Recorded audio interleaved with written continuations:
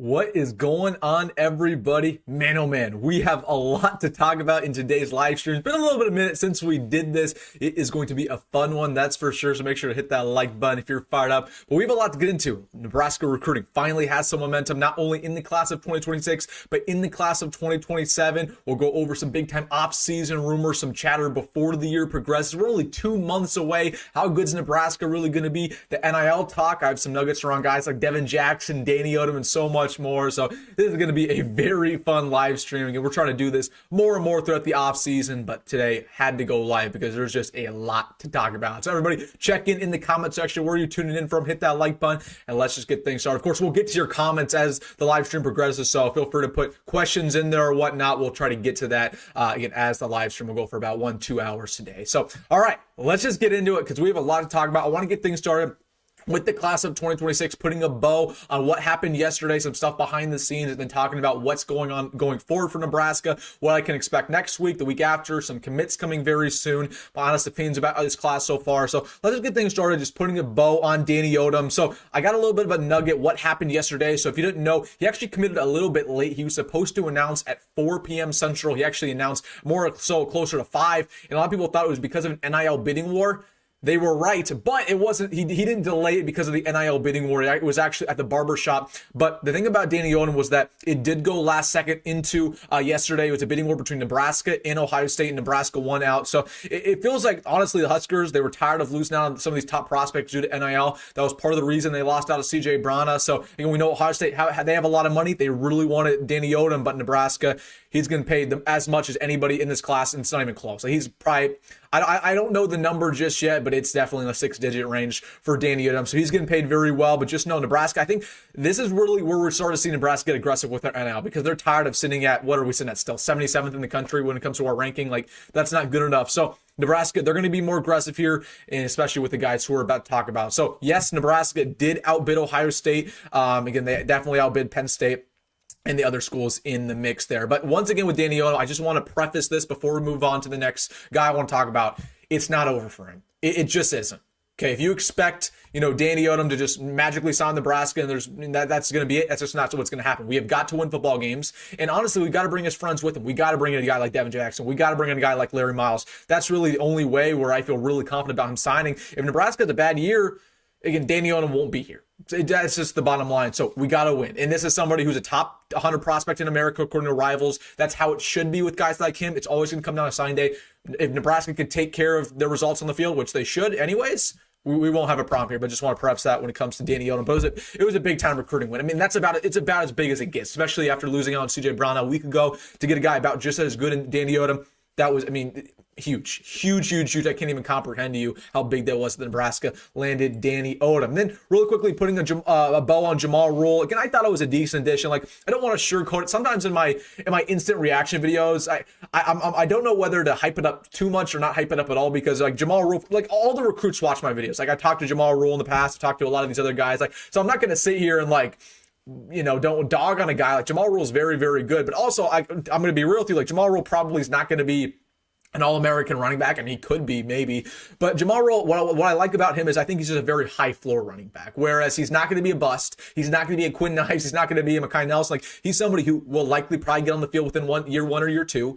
He's kind of like a Gabe Ervin in a way. That's a good comparison. I think I'd compare him a lot to Gabe Ervin, where Gabe Ervin was never going to be an NFL running back. That's just not Gabe Ervin's game. But whereas, compare the two, Jamal Rule, just like Gabe Ervin, was probably going to get on the field immediately. Now, hopefully, Jamal Rule can stay more healthy than Gabe Ervin. But that's really the comparison I give him. I also compared him a little bit to Chris Rodriguez at Kentucky. So if you're expecting an All-American running back, probably not going to happen. But again, the staff liked him a lot. They think, obviously, it was very well known they wanted Brian Bonner more than Jamal Rule, but really, I don't think they wanted to wait on Brian Bonner. And at the same time, they said, you know what, Brian Bonner's going to cost 3 to 4 times more money. Why are we going to sit here and do that if we don't think he's 3 to 4 times better? They think that Brian Bonner's here, but Jamal Rule's here, so they're like, might as well get Jamal Rule for a lot less cash. So want to put a bow on that. Then let's talk about the guys who are committing very, very soon. There's about 4 of them. And then what's going on behind the scenes. I'm going to be very real with you. We're a little bit unfiltered in these live streams. So, Devin Jackson, I'm feeling really good here. For a long time, I just didn't really know how this recruitment was going to go. This is somebody who is kind of like Cameron Wilson, where you just kind of never know, right? He's going to change his opinion pretty much every single day. But for me, when it comes to Devin Jackson, it just feels like he wants to stay in Florida. Like, if I'm going to be very real with you, he's a Florida boy at heart. He loves Orlando. He loves the Miami area. He loves the 305. It's going to be very hard to pull him away from that. And that's why I don't think really Oregon's in the mix, even though he took a visual visit there. I think LSU, they did a good job, but they're not really going to land him. It's really down in Nebraska, Miami, and then Florida's still in here. He was a past Florida decommit. So I am a little bit concerned about those two schools, but I will say I think the fact that we did land Danny Odom, his best friend, we're going to likely land Larry Miles, who we're about to talk about. I think Nebraska, they're pushing for a commitment. Whereas, with some of these other prospects, like a Kelvin Obot, for example, I do not believe Nebraska is going to land Kelvin Obot if he commits now. But if he waits till October, we have a better chance. Now, it's the opposite with Devin Jackson. If Devin Jackson commits within the next 2 weeks, I really, really like our odds. If he waits, however, if he waits till the end of the summer, if he waits till the season, that's when it really starts to get dicey for him. So I know Nebraska, they're really pushing for him to commit. They did the exact same thing with Danny Odom. Like, they were pressing for Danny Odom to commit. The second he got on campus last weekend, they said, hey, you got to commit pretty much ASAP because we need our guy. We're going to pay you this, but, it's take it or leave it. That was what the coaching staff gave Danny Odom. They're doing the exact same thing with Devin Jackson. So I'm expecting commitment by the end of the week. I really am. I think he will commit to Nebraska, but if we still see him uncommitted by 4th of July, that's where I start to have my concerns here. But I really do believe Nebraska, when it's all said and done, they will land Devin Jackson. This is somebody I just want to show you his film because it's fun. It's fun to watch. Somebody's just a rangy safety, hard hitter, can go and get interceptions, good ball skills. Like, we just need more athletic safeties who can just roam all over the field. He knows from Orlando, so he's more than like the boom on. Hey, I like that. So like Devin Jackson a lot, so hopefully he will commit to Nebraska. I'm feeling good about that one. So that's the only one that doesn't have a commitment date, but we learned, or at least this hasn't been announced. The insiders, on 3 Rivals haven't announced this, but Friday for Nayland Scott. Just take my word for it. Friday, watch out for that announcement for Mr. Nayland Scott. Again, 6'2" receiver coming out of Georgia. Now, again, this is one where Nebraska, they were trying very hard to flip him for a very long time. I told you guys that they were going to flip at least one wide receiver in this process. It was going to either be Nasir Rankin, it was going to be Ryan Mozee, it was going to be Nayland Scott, and it's going to be Nayland Scott. It could still land Nasir Rankin. I kind of doubt at this point, but feeling good on Nayland Scott again. Pretty much a done deal. So feel good about that one. Watch out for Friday. I got that video ready for you. But this is again, Nebraska desperately needs just a big body wide receiver. They need a big body wide receiver and go up and get jump balls. That's what they desperately need in this class. Davion Bama-Whitty, and I want to touch on Davion Bama-Whitty just because I get so many questions about it. I got like 3 messages about it after my video today. The reason why he's decommitting is just simply DeKeel Shorts didn't recruit him. Like it's as simple as that. DeKeel Shorts did not recruit him. He was Garrett McGuire's boy. Garrett McGuire's no longer here, so why would he stick around? And Davion Bama-Whitty, not to crap on him, but it was never that great to begin with. He's a wide receiver from South Dakota.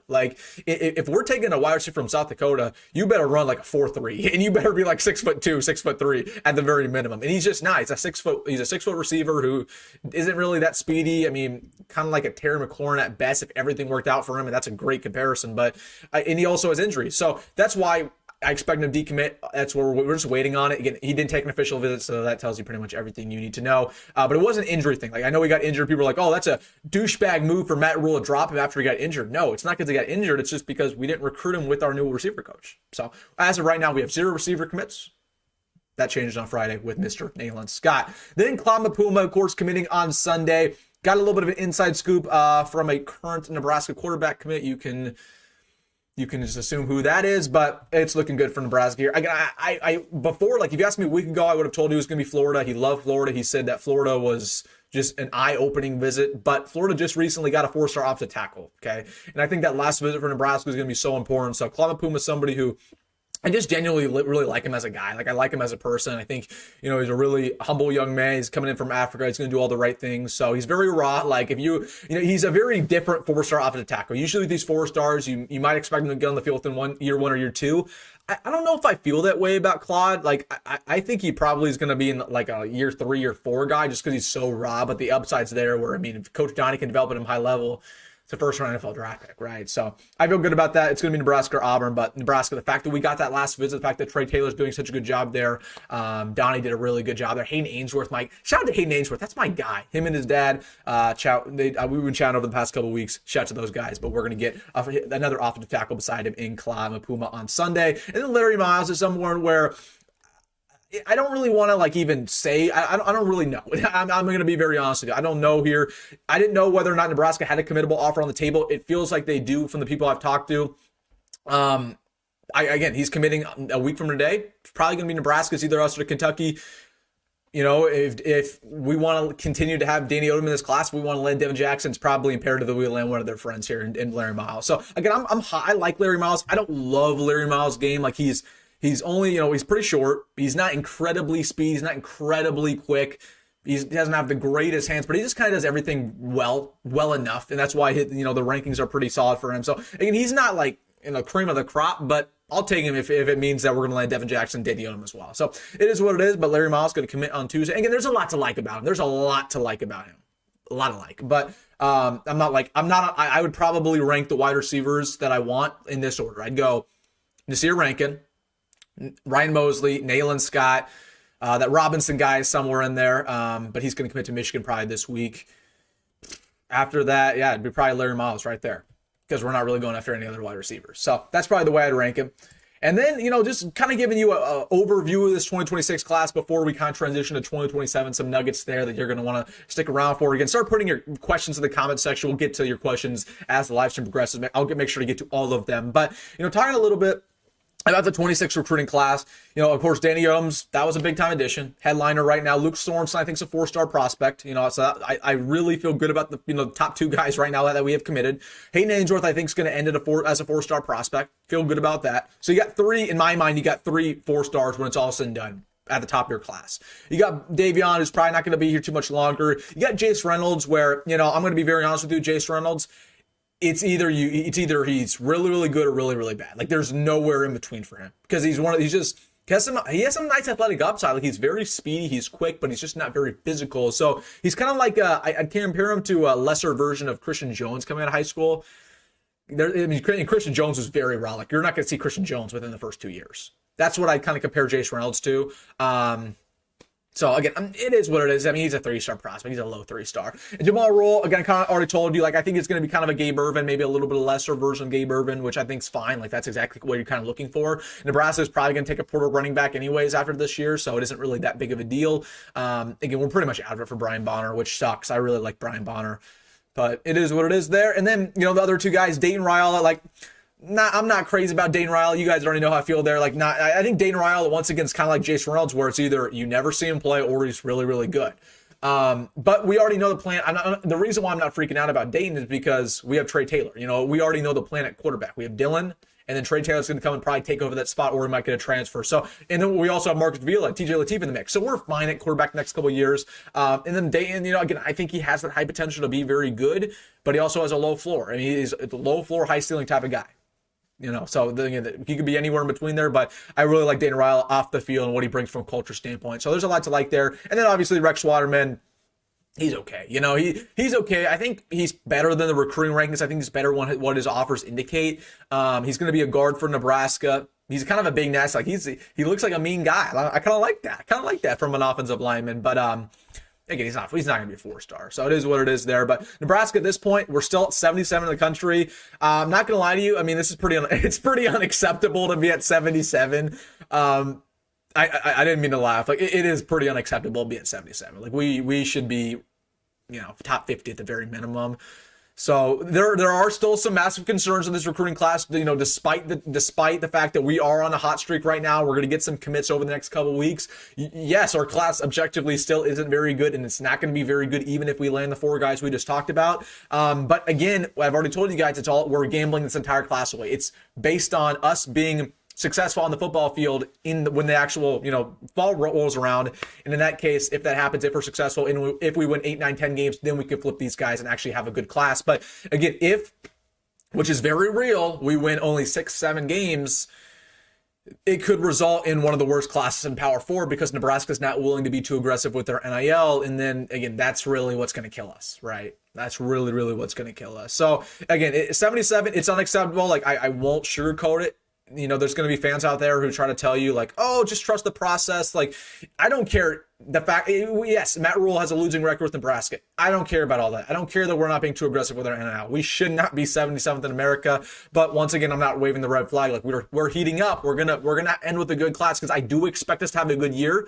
I expect us to win 8, 9, 10 games. Obviously, not going to give you my record prediction just yet. But if in the chances that we don't have a good year, it really screws things up. Like, we need to win now this year more than ever. Just to put that into perspective. So that's kind of putting a bow on the 2026 class, what I'm feeling now. Those are really the guys that I'd watch out for to commit within, you know, the next couple weeks. I'm trying to think of some other guys I'd watch out for. I mean, again, we had that flip from Syracuse. I don't expect things to happen there very quickly.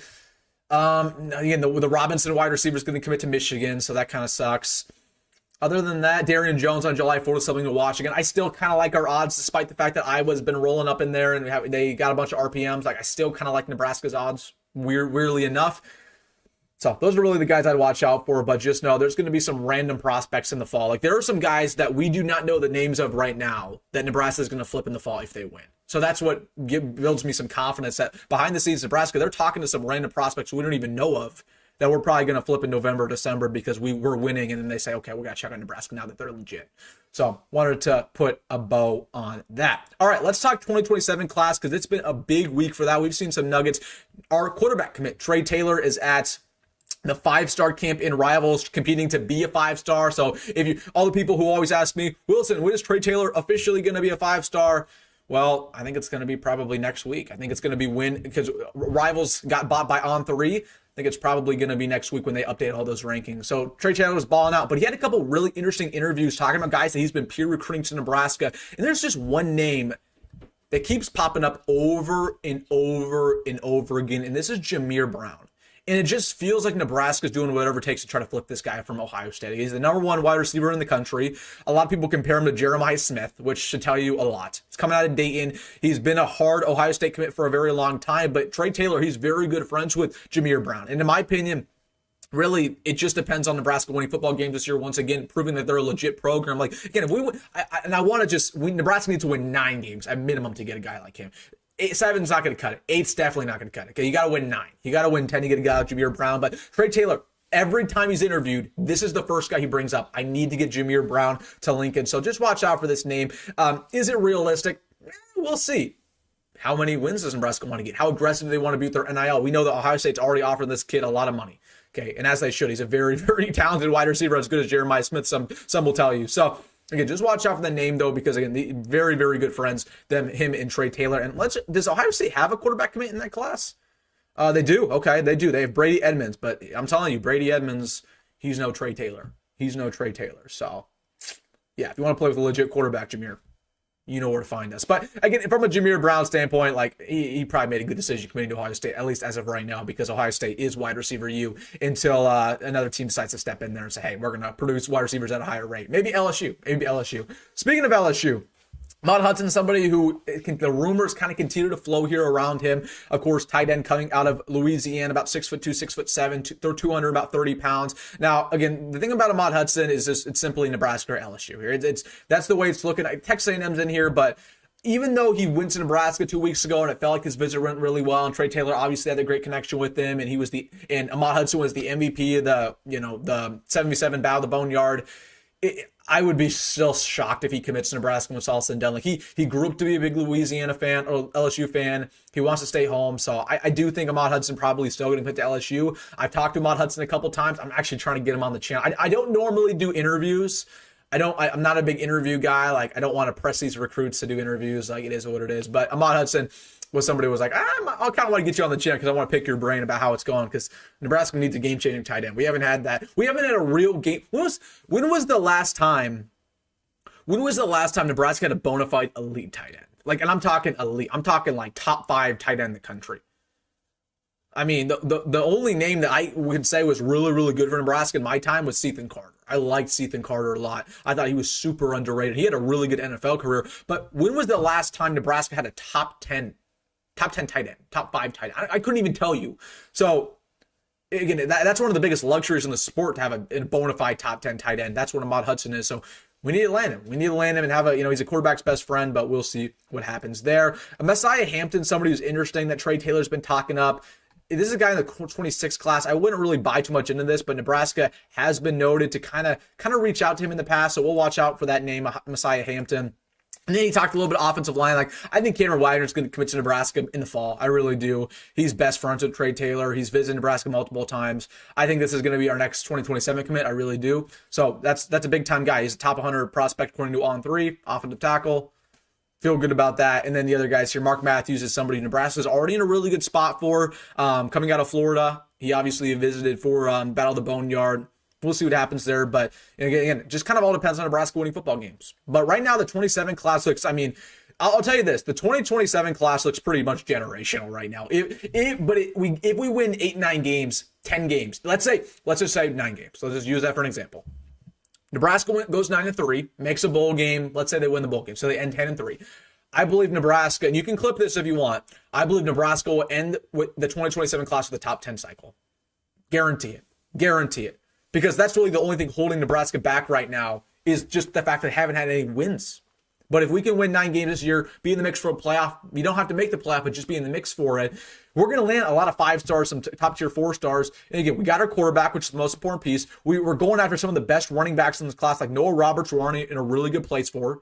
We're already in a really good place for, the other one coming out of DeSoto, Myron Johnson-Cook. He's a stud. He's a big body running back. Wide receiver, we're trying to flip Jameer Brown. We're in a good spot for the other guy coming out of Texas. What was his name?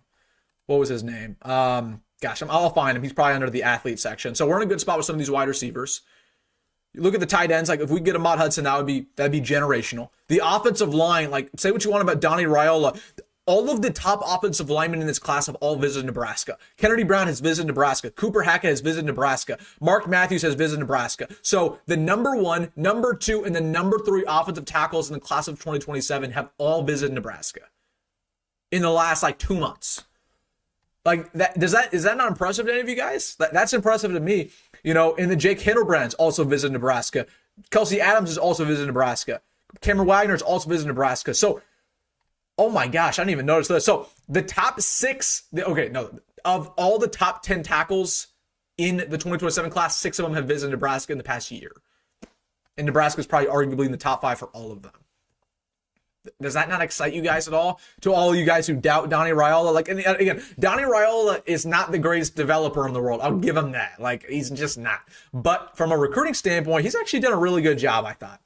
He's done a really good job. And then Albert Simeon. I forgot about Albert Simeon. He visited Nebraska at a point in time. Again, there's some more. Reese Russell, who's a 4-star, has visited Nebraska. So, again, so many elite offensive linemen in this class, but it all comes down to winning. All around, shout out my boy All Around. He said Antavius Ellis. Yes, that was the name I'm thinking of. Antavius Ellis. We're in a good spot for him as well. So again, that's just the offense, though. Look at the defense. Some of the guys who've already visited Nebraska. Zane Rowe has already visited Nebraska. That's a guy who's a borderline 5-star edge rusher. Rashad Streets has already visited Nebraska. That's another borderline 5-star edge rusher. And again, that's just the edge rusher position. Caden McCarthy, somebody who I predicted on channel was going to be a 4-star. They bumped up to a 4-star. He's another high 4-star edge rusher. So that's just the edge rusher position. You look at the D-line, same deal. A lot of these guys have already visited Nebraska. It's crazy. This 27 class could be very, very generational. It could be what really changes Nebraska football forever, and we'll make a full video about it at some point in the summer, going about it in more detail. Duvae Williams has already visited Nebraska. Juju Johnson's already visited Nebraska. Arian Washington's already visited Nebraska. Those are some of the top corners in that class. I could just go on all day about this. And we're not even talking about Torrey Pittman, who's a 5-star out of our own state. We're not even talking about Khalil Terry, who's a guy Nebraska tried to flip from Michigan State and just decommitted. Shamash Stanford, who Nebraska's been trying to go after for a very long time. It just keeps going and on and on and on and on and on. That is just crazy.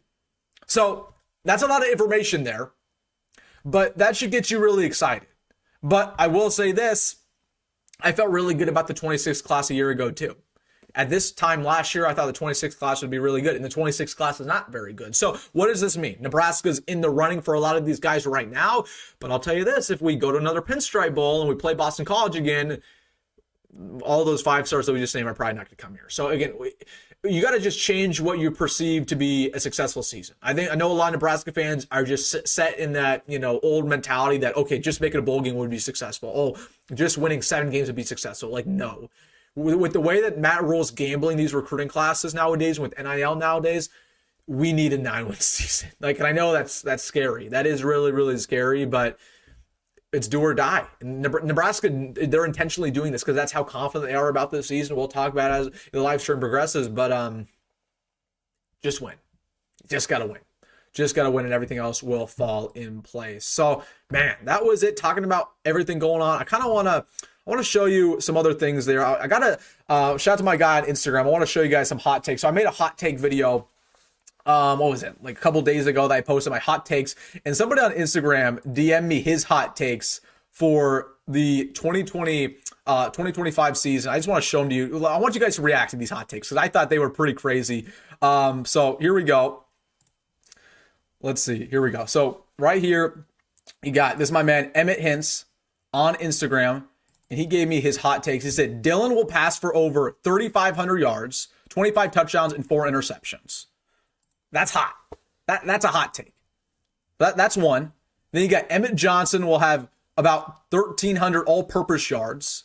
I don't know if I think that for Emmett Johnson, just because when it comes to Emmett, like I don't know if his offense is really built to have him have that many yards. So I don't think it's very realistic. It's going to be more of an air raid. At 3, Malcolm Hartzog will lead the team with 6 interceptions. Ooh, that's probably the hottest one. Malcolm Hartzog. Oh my goodness. That is probably the most polarizing player on the team. So I can't endorse that one. I like 1. I think 1 is doable. I think 2 is not doable. I think 3 is impossible. 4, I don't like 4. Vincent Shavers can't get 14 sacks. He's an inside linebacker. He's a middle linebacker.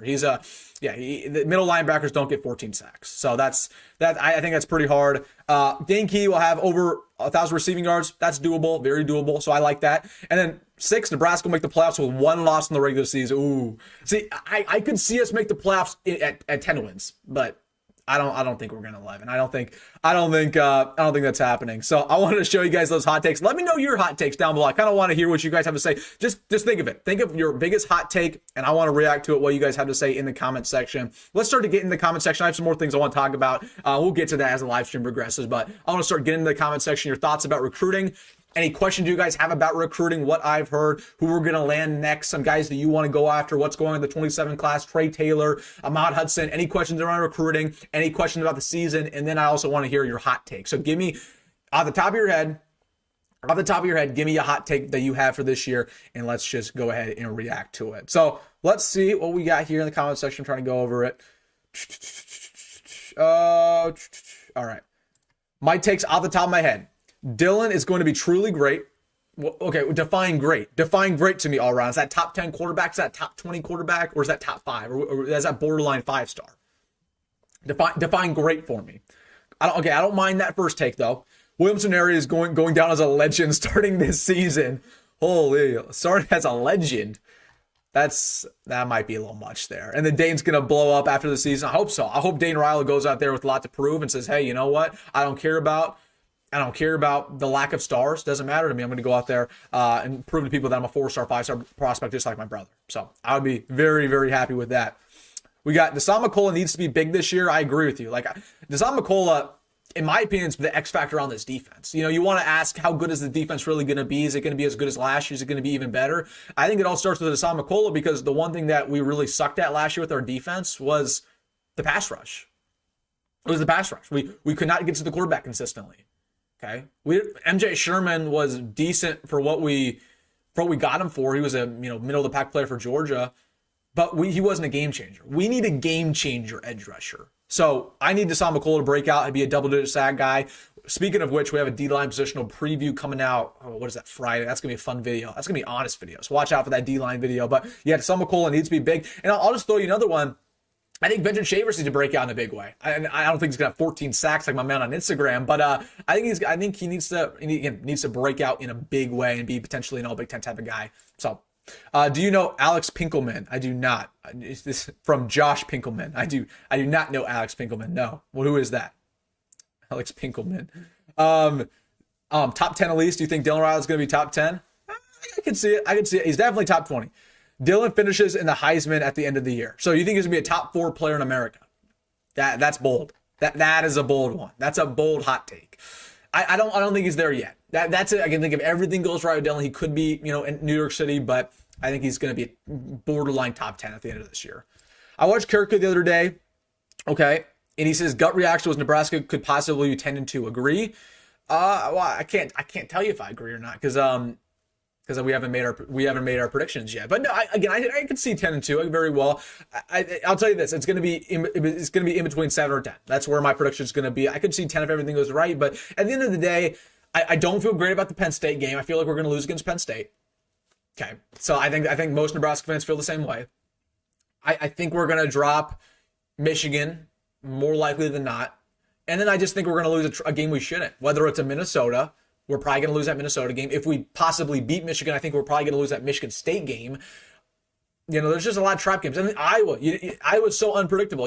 I never want to talk about the Iowa game because you don't know what this roster is going to look like by the time that comes around.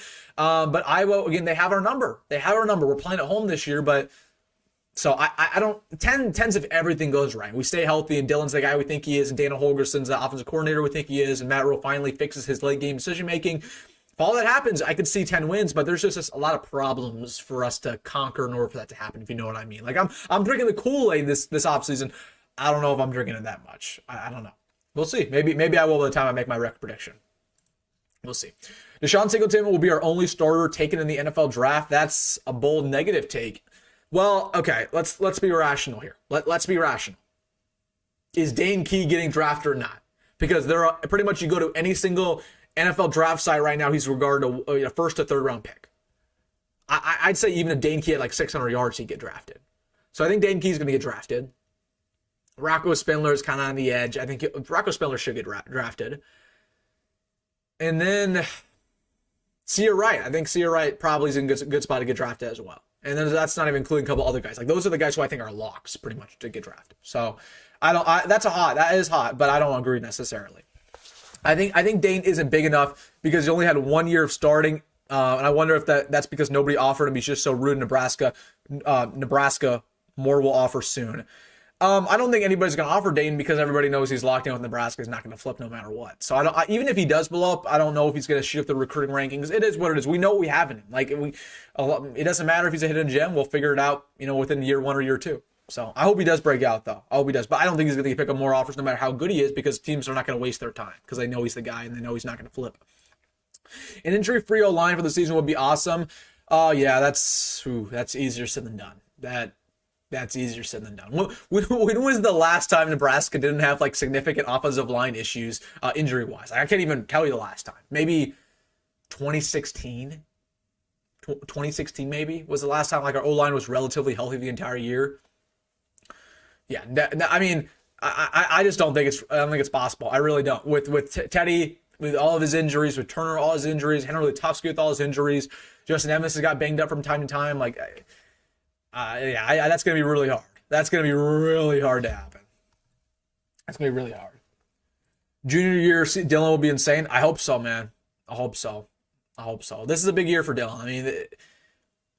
I am nervous about it. I'm very nervous that Dylan's not going to break out. I'm kind of waiting to see. I don't want to sound like I'm pessimistic on Dylan. I don't think I'm at that point where I'm drinking all the Kool-Aid like a lot of these people are. Just because, I have a bad tendency to rewatch a lot of bad football games. So, throughout this offseason, I just rewatched the UCLA game. I'll rewatch the Iowa game. I'll rewatch whatever game. I think a lot of Nebraska fans, they only look back. Most of Nebraska fans, they only look back on the wins. They'll look back on the Wisconsin game, the Colorado game with fond memories, but they don't want to look back on the losses. So what I do as a YouTuber is I rewatch all these bad games over and over and over again. And I think it's just, because of the fact I've watched the UCLA game, the USC game so many times, I just have a bad taste in my mouth with Dylan. I didn't think Dylan was that good last year. He just wasn't. He wasn't that good. And I was defending Dylan all last season. I was telling you guys to be patient with him, but I just didn't think he was that great, especially with his late down efficiency, that deep ball accuracy. It's awful. So I'm waiting to see with Dylan. I think he's going to be top 20 quarterback, but top 10, top 5, don't know if I'm buying that Kool-Aid just yet. I don't know if I'm doing that just yet. 10-2 lost to Minnesota and Penn State. Yeah, Minnesota's a trap game, man. I think a lot of people think we're going to lose to Minnesota, and honestly, I'm right there with them. Like that Minnesota game, going to a Rockets environment, I can't remember. Last time we beat Minnesota was in 2018. That was at their place. So, I think we beat Minnesota in 2018 at home. So when was the last time we beat Minnesota away?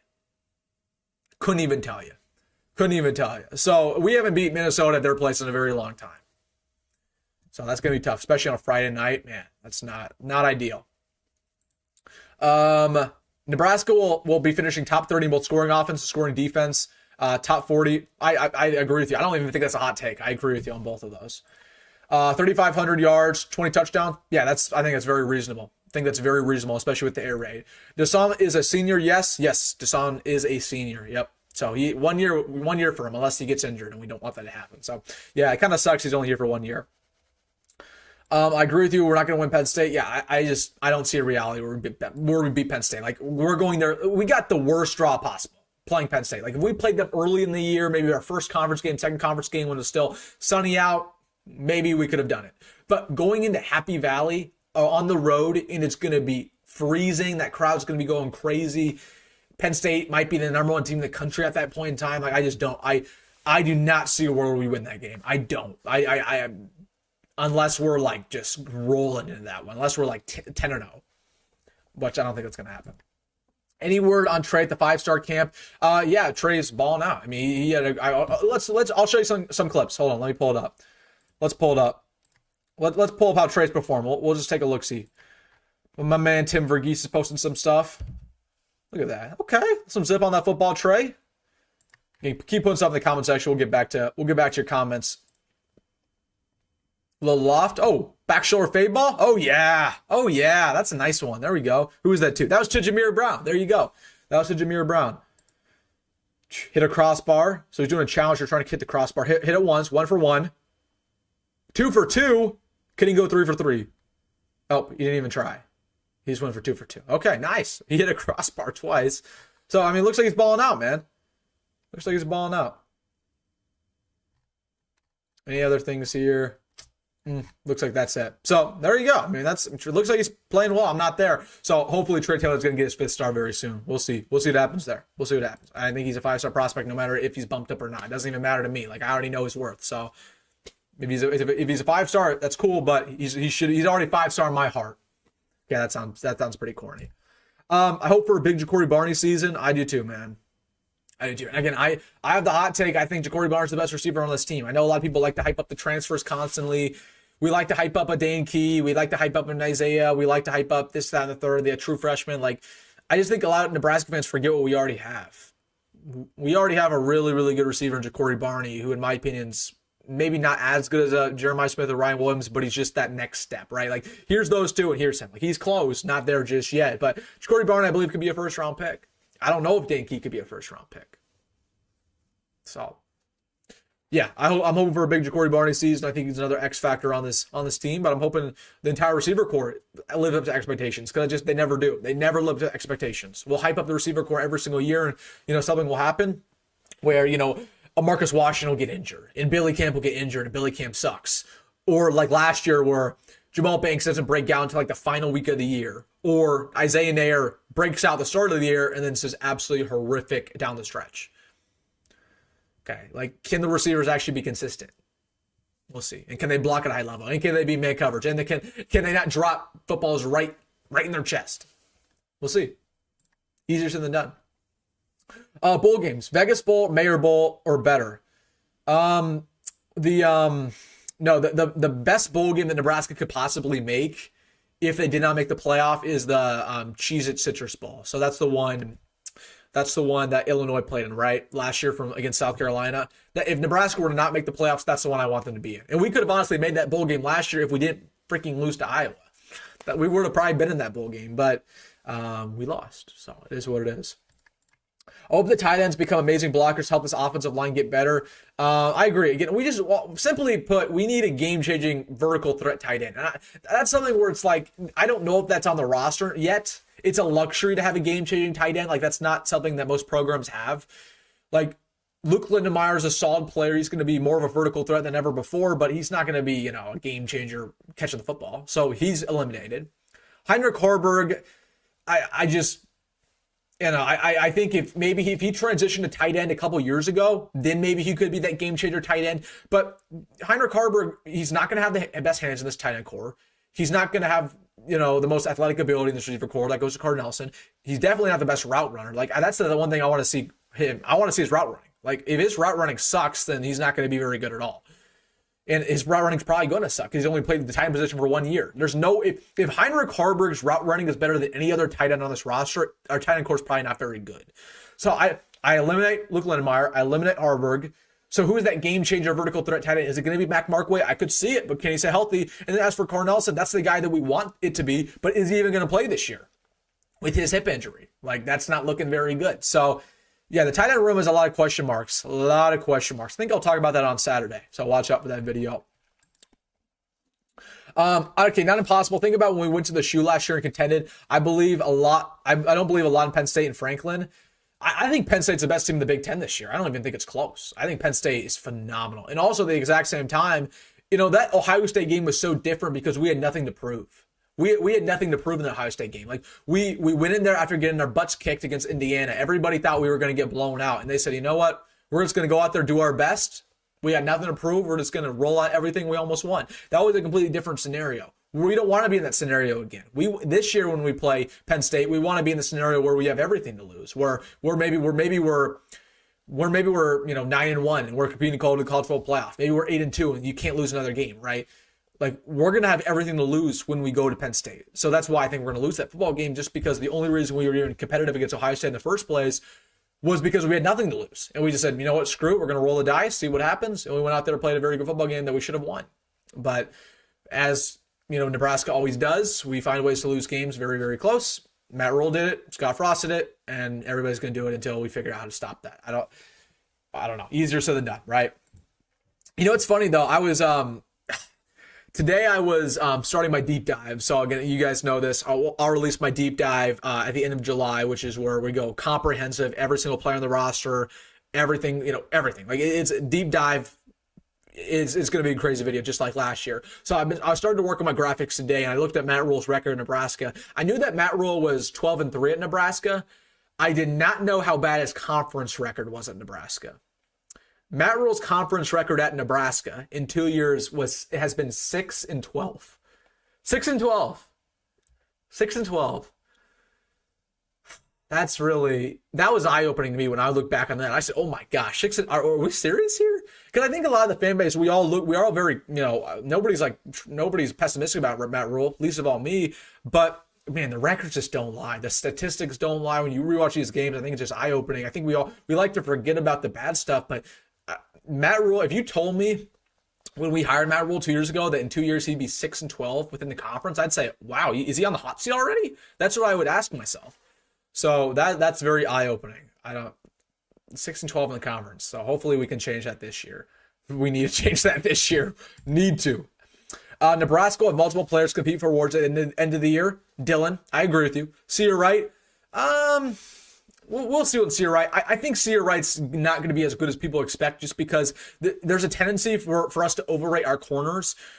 Tommy Hill was the exact same way. Like, it's a lot easier to be a corner 2 in the Big Ten than a corner 1, because when you get upgraded to the corner 1, you're playing against the best receivers in the country. You're playing against the Jeremiah Smiths. You're the target. The quarterbacks are trying to target you. So, Tommy Hill, while he was great at corner 2, he wasn't that great at corner 1. Lamar Jackson, when he moved to corner 1, it took him a long time to adjust, and then he got good at the end of his career. Same deal with Cam Taylor-Britt. So I think Sear Wright's going to have that same struggle where he was dominant at corner 2 last year. But at corner 1, is he really going to be that guy? Maybe at the end of the season. We'll see. And hopefully he can stay healthy. Can't wait for football season to start. We're 2 months away. 2 months away. Out of our 4 backup quarterbacks next year, Davila, Taylor, Lateef, Raiola, who will transfer, or will we keep them all? I definitely anticipate somebody to transfer. And by the way, Taylor's not going to be here next year. Taylor will be here in 2027. So Taylor is not going to be on the team. Next year, our quarterback room will be Dylan Raiola, Marcos Davila, TJ Lateef, and then Dayton Raiola. Okay, that's what our quarterback room is going to be. But yes, there will be one of those guys absolutely will transfer. I mean, let's be real. It's either going to be Marcos or it's going to be TJ. It just is, right? Like, Marcos was kind of a guy who I'm very high on. I think he could be really good, but he might say, hey, screw this. I want to play, at the end of this year, and then end up going to the portal. Or TJ might say, man, Marcos is already ahead of me on the depth chart. Dylan's ahead of me. I might just want to go back home to California. So I hope none of them transfer. I love Marcos's game. I think he could be a really good player at Nebraska. I love TJ Lateef's game. He's the first dual threat quarterback we've had in the Matt Rule regime. But one of them is gonna probably leave, and I don't want to predict him necessarily, but it's going to be one of the two. It's going to be one of the two. Emmett Johnson, any good news on him? I mean, he balled out in spring ball. I mean, spring ball hasn't been, a thing for a couple months now, but you look good in spring ball. He put on a lot of muscle, been working on him in the pass pro, which is really like Emmett's biggest weakness last year. Like, he was unplayable in the pass pro. He could not block it really at a high level at all. He's gotten a lot better at that throughout the spring. Being more, of a complimentary running back, I could do just about everything. So I think Emmett's going to be good. I don't know if Emmett's going to be a top 20 running back. I don't really buy that. He is our best starting running back since Divino Zigbo. Maybe Maurice Washington. I thought Maurice Washington was really phenomenal when he actually played, which was never because he had off the field issues. But listen, Emmett Johnson's going to be solid. I just don't know if he's going to be a borderline elite running back. I don't know if I buy that. Again, I'm a big Emmett truther. Like I told you guys all last offseason that Emmett should have started from day one. Like, I'm an Emmett truther at heart. But now I feel like he went from incredibly underrated to completely overrated. Like, we got to find that common ground. Like, he's a good running back. Is he a great? Probably not. But we'll see. I hope he proves me wrong. I hope he is, a top 10 running back in America, because that would be phenomenal for this offense. That'd be phenomenal, especially with how bad this running back room is. Keep putting your questions in here. Hey, hit that like. What are we at like-wise? Let's see. What are we at like-wise on the stream? 42. Let's get up to 50. Hit that like button on the stream. Get some more questions in here. We're gonna keep rolling for about an hour more. We have a lot to talk about. We're just getting started here. Go Big Red. E-Money has an elite year in the wide receiver room. Play stingy. Defense will not miss. Her old offensive coordinator be clutch again. My hopes and takes. Again, agree with you. I think Emmett could have an elite year. I don't know if I'm there yet, but I could very well see it. The wide receiver room plays stingy. What do you mean by stingy? Like aggressive, blocking a high level, physical? I don't know what you mean there. I hope so. Stingy sounds good. So I hope you're right. Defense will not miss our old offense coordinator or defense coordinator. I agree with you. I think while I don't know necessarily if John Butler's an upgrade from Tony White, I don't know if I buy that. I do believe our defense will be improved. And I think there's a lot of things that John Butler is going to be better at than Tony White. There's going to be some things he's worse at. Like, I think, for example, he's going to be a lot better with his blitz packages. That was one thing that Tony White failed at. Tony White was awful with his blitz packages. We could not get to the quarterback off blitzes. So when we did actually dial up a blitz, it didn't work. And we'd have a liability in coverage, then we'd give up a big play. That's the one thing. If you, as a defensive coordinator, don't have creative blitz packages, you're clearly not doing a very good job. So that's the one thing. That's the one thing I'm hoping that John Butler can change. I think that's what he will. Also, again, we need to stop the pass at a higher level. We need to be more clutch in the red zone. We need to take the ball away. That's actually the big thing. That's the big thing this defense needs to do. Every single year, whoever our defensive coordinator is, whoever our head coach is, they're going to sit here and they'll be like, Nebraska's defense is finally going to be aggressive again. We're going to prioritize taking away the football. And then when the year rolls around, we never do it. Like last year, what do we have? We averaged I want to say it was 1.3 turnovers a game, which wasn't even top 70 in America. That's disgraceful.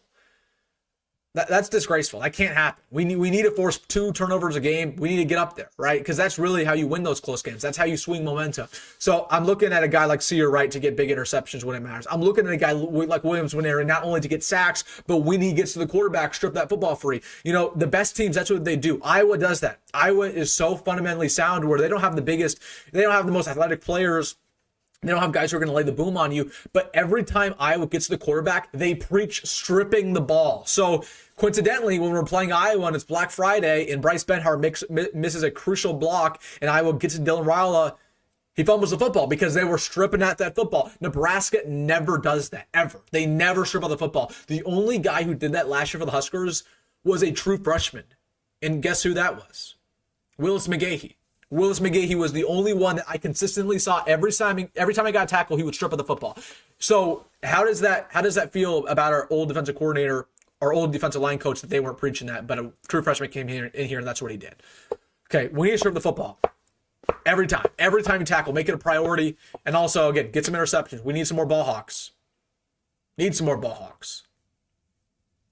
see what happens.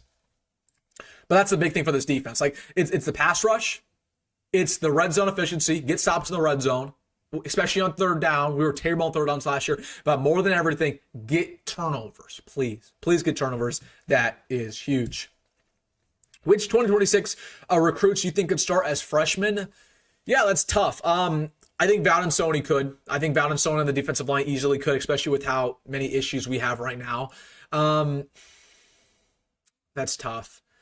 I don't think anybody at the wide receiver spot could. Maybe I don't think Jalyn could.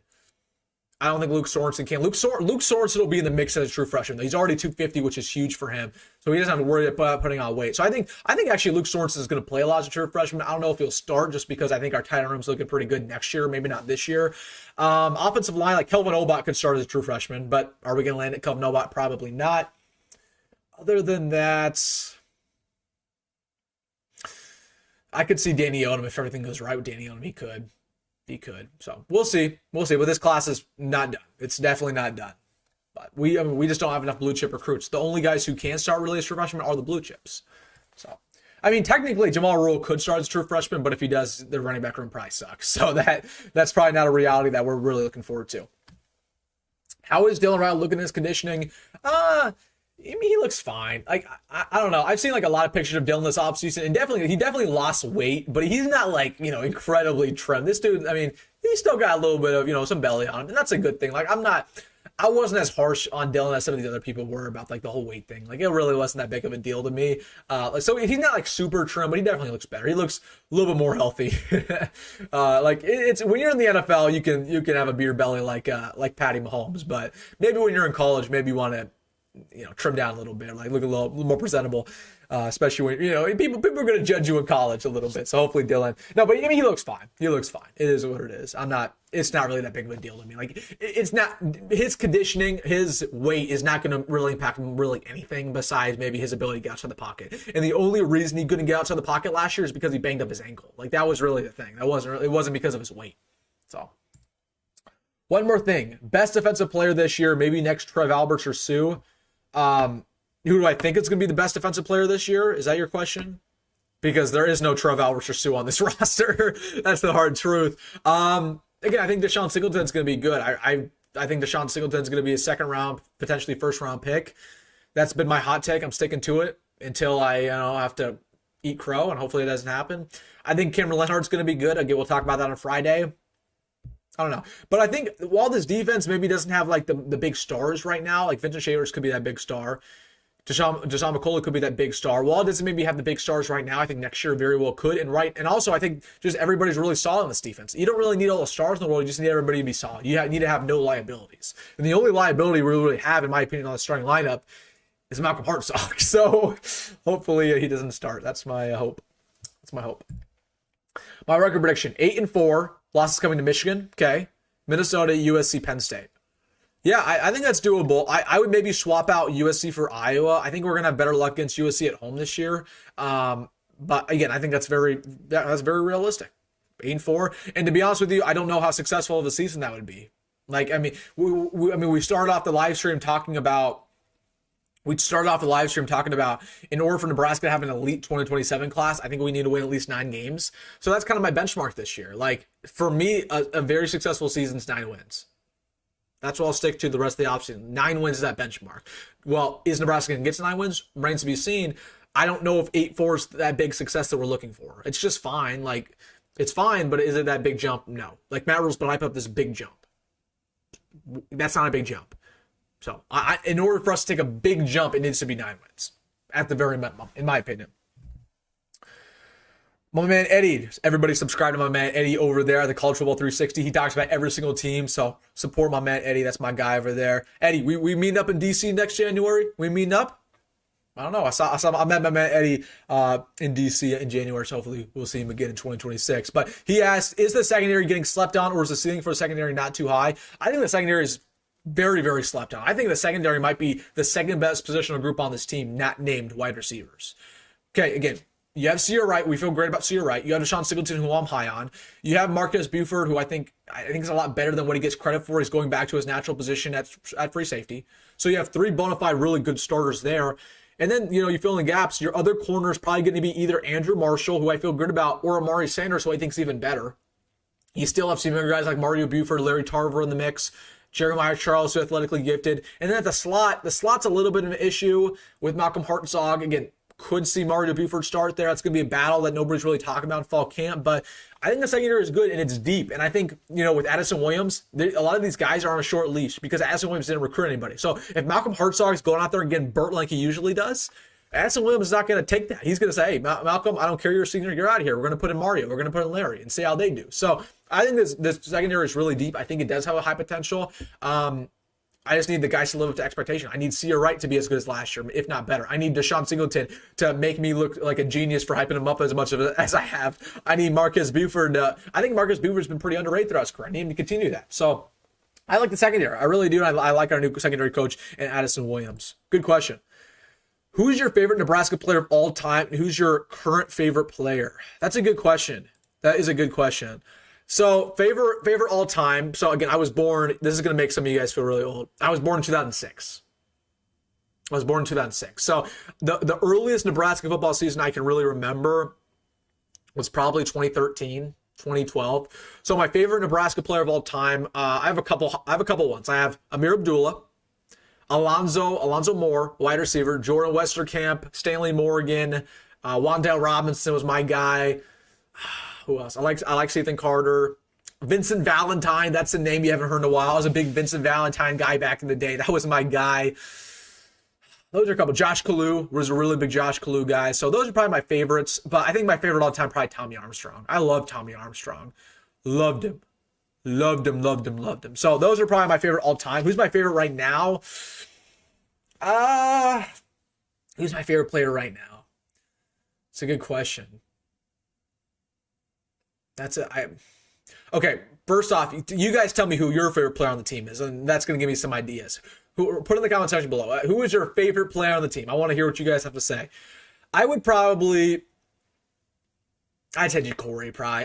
Jacory was so electrifying as a true freshman. I just got to go with Jacory. Like, he's just fun to watch, man. He is so fun to watch. So I'd say he's probably my favorite player on the team. Who was the other? I guess I got to say Deshaun Singleton because I hype him up so much. So I might as well just say Deshaun Singleton with defense. So those are my two favorites. But I'm hoping a couple of these true freshmen can change that. So those are some of my favorites who are good players. There's a couple guys who I really like who are sleepers. Like, I love Larry Tarver. I don't know. Larry Tarver, I'm going to continue to hype him up until he transfers. I hope that never happens, but I will continue to hype up Larry Tarver because I think he's that dude. I really do. So I like his game. So those are my three there. Right? Jacory, Deshaun, and Larry Tarver's my hot take. And Eric Ingerson. Eric Ingerson, tight end for Nebraska. I went to elementary school with him, so fourth favorite player right there. So yeah. All right, let's get back to this. What's the realistic expectation for Williams Nwaneri year 2 and year 3 at Nebraska? Well, year 2 and year 3, he's better start or else he's a bust. Like, that's the bottom line. Like, this year, he's not going to start. We know that. He's going to be a third down type of player. But year 2, if you're a 5-star guy, number 1 edge rusher in America coming out of high school, you got to start. In year 3, hopefully for him, he's one of the best edge rushers in America. I honestly hope that he isn't even here in year 3. I hope that he leaves and goes to the NFL after year 2 because that would mean that he lived up to expectations. So we'll see what happens there. But yeah, I don't know. High upside, low floor type of guy. Very high upside. About as high upside as it gets. How would you feel about making the playoffs and getting beat by a very high-seeded team? Which in turn means no true bowl game and no opportunity to win a bowl game trophy. Would it hurt recruiting? No, it would not hurt recruiting. And let me ask you this, Wayne. Are we playing that playoff game at home? Or are we like the 12 seed? Are we like the 12 seed and playing away? Either way, I think it's great for us because, maybe if we got blown out, that would be a bad look. But if we went out there and we were competitive, that's going to help recruiting no matter what, just because of the spotlight, just because people are tuned in. Like, Indiana went out there and lost to Notre Dame, but that helped the program. That was big for them recruiting-wise. So it doesn't matter really. It just matters that we got there. If we get there, we don't have to win a game. We don't have to win anything in the playoff. We just got to get there, at least this year. Maybe once the expectations get a little bit higher, yeah, you want to win those games. You want to have a home game maybe in the first round. You maybe want to be in contention for the Big Ten, but not this year. This year, if we get to the playoffs, that's all I want. We could lose first round. I'd be perfectly fine. I want to get to your guys' favorite players here. Steve Taylor, that's a good one. Tommy rocks, man. I love Tommy. Tommy was my guy. It's my guy. Even though he wasn't like the best quarterback in the world, he was a very bipolar quarterback, to put it that way. Keona Davis, man, ooh, love Keona Davis. Hope he can break out. Jacory Barney, yep, Jacory's my guy. E-Money, oh yeah, that's a popular pick. Williams Nwaneri and Barney. Yeah, I know you're a Williams Nwaneri. You're always hyping up Williams Nwaneri all around. I hope you're right. I really hope you're right. Zion Robinson announcing it tomorrow. Yeah, he's committed to Michigan. Unfortunate. Committing to Michigan. That sucks. That sucks. Anybody with an N on their helmet, you're darn right. You're darn right. All time is Sue. How could you not say Sue? How could you not say Sue? All right, let's get back to these questions here. Hot take. We get back to the top tier of college football again to stay. I mean, I don't know. Well, we'll see. We'll see. That's hot. That's hot. Any insight of who's going to be our kickoff returner and punt returner? Yeah, I think, okay, so I learned a scoop. Gosh, when it would have been probably 2 weeks ago at this point. Jacory Barney is going to be probably our punt returner this year. He practiced that all the spring ball. It's probably going to be Jacory as our punt returner, which I think is fine. I think it's fine to have him as your punt returner. Kick returner, there's a couple guys I'd watch out for. Andrew Marshall's one, who was a lead kick returner. I think he's really going to be in the mix there. I think Isaiah Mozee's probably going to be in the mix as a true freshman. Gosh, those are really the main ones I'd watch out for. Returning kicks, and then Jacory might return kicks as well again. But Jacory, I think, is going to be our main punt returner, which I think is perfectly fine. Like Jacory would instantly become our most dynamic punt returner in a long time since JD Spielman. Okay, so I want Jacory returning punts. What I don't want is wave the white, the hand to get the fair catch type of guy that we've had in the past. We've had who is Oliver Martin. Oliver Martin was the guy who would do that all the time. Just fair catch. Isaiah Garcia Castaneda last year. Fair catch. We have not had an elite punt returner since DeMaurian Pearson-Allen and J.D. Spielman. That could change this year with Jacory. So hopefully he's our starter. It looks like that's going to be that way. I really believe we're going to get 10 wins this season. I don't know if we make the playoffs. I mean, it just kind of depends on how these other teams do, but 10's right around there. Like if we win 10, I think we'll get there for sure. If Dylan's in the Heisman race and Nebraska makes a college football playoff, do you think he'll enter the draft? Well, no, because you can only enter the NFL draft after your third year. So, nope, he will be here after next year, guaranteed. Guaranteed. I am 53. A truly old mentality. Successful means having a shot at the Natty every year. You're right. But you grew up in a different time where Nebraska was actually competing for the Natty every year. We haven't done that ever in my lifetime. So the expectations are different. I know. And I honestly, not to sound rude, I do think that's kind of like a strain on the program, though, is that I think a lot of old head Nebraska fans, like who are in the 70s, 80 years old, they're not even happy about the small things because they're like, well, I've seen national championships. So what does it matter if we beat, this team? We should be competing for national titles. And I think that's not a very healthy mindset because, as a fan, you should just enjoy everything. You should enjoy the highs and lows no matter what. So, because I remember when I was at the Colorado game from last year. I'll give you a story. Okay, I was elated. So I was at the Colorado game, and we just won. We beat Colorado. The fans, the kids were storming the field. I remember I was walking out because I was going to go live on YouTube, and everybody who was really happy, who was screaming, I was screaming, I was so excited. All the people that were really happy were the kids. I shouldn't say kids, but the ones who are, in their teenage years, who are 20, maybe the ones in their 30s. The guys who really haven't seen winning throughout their lives.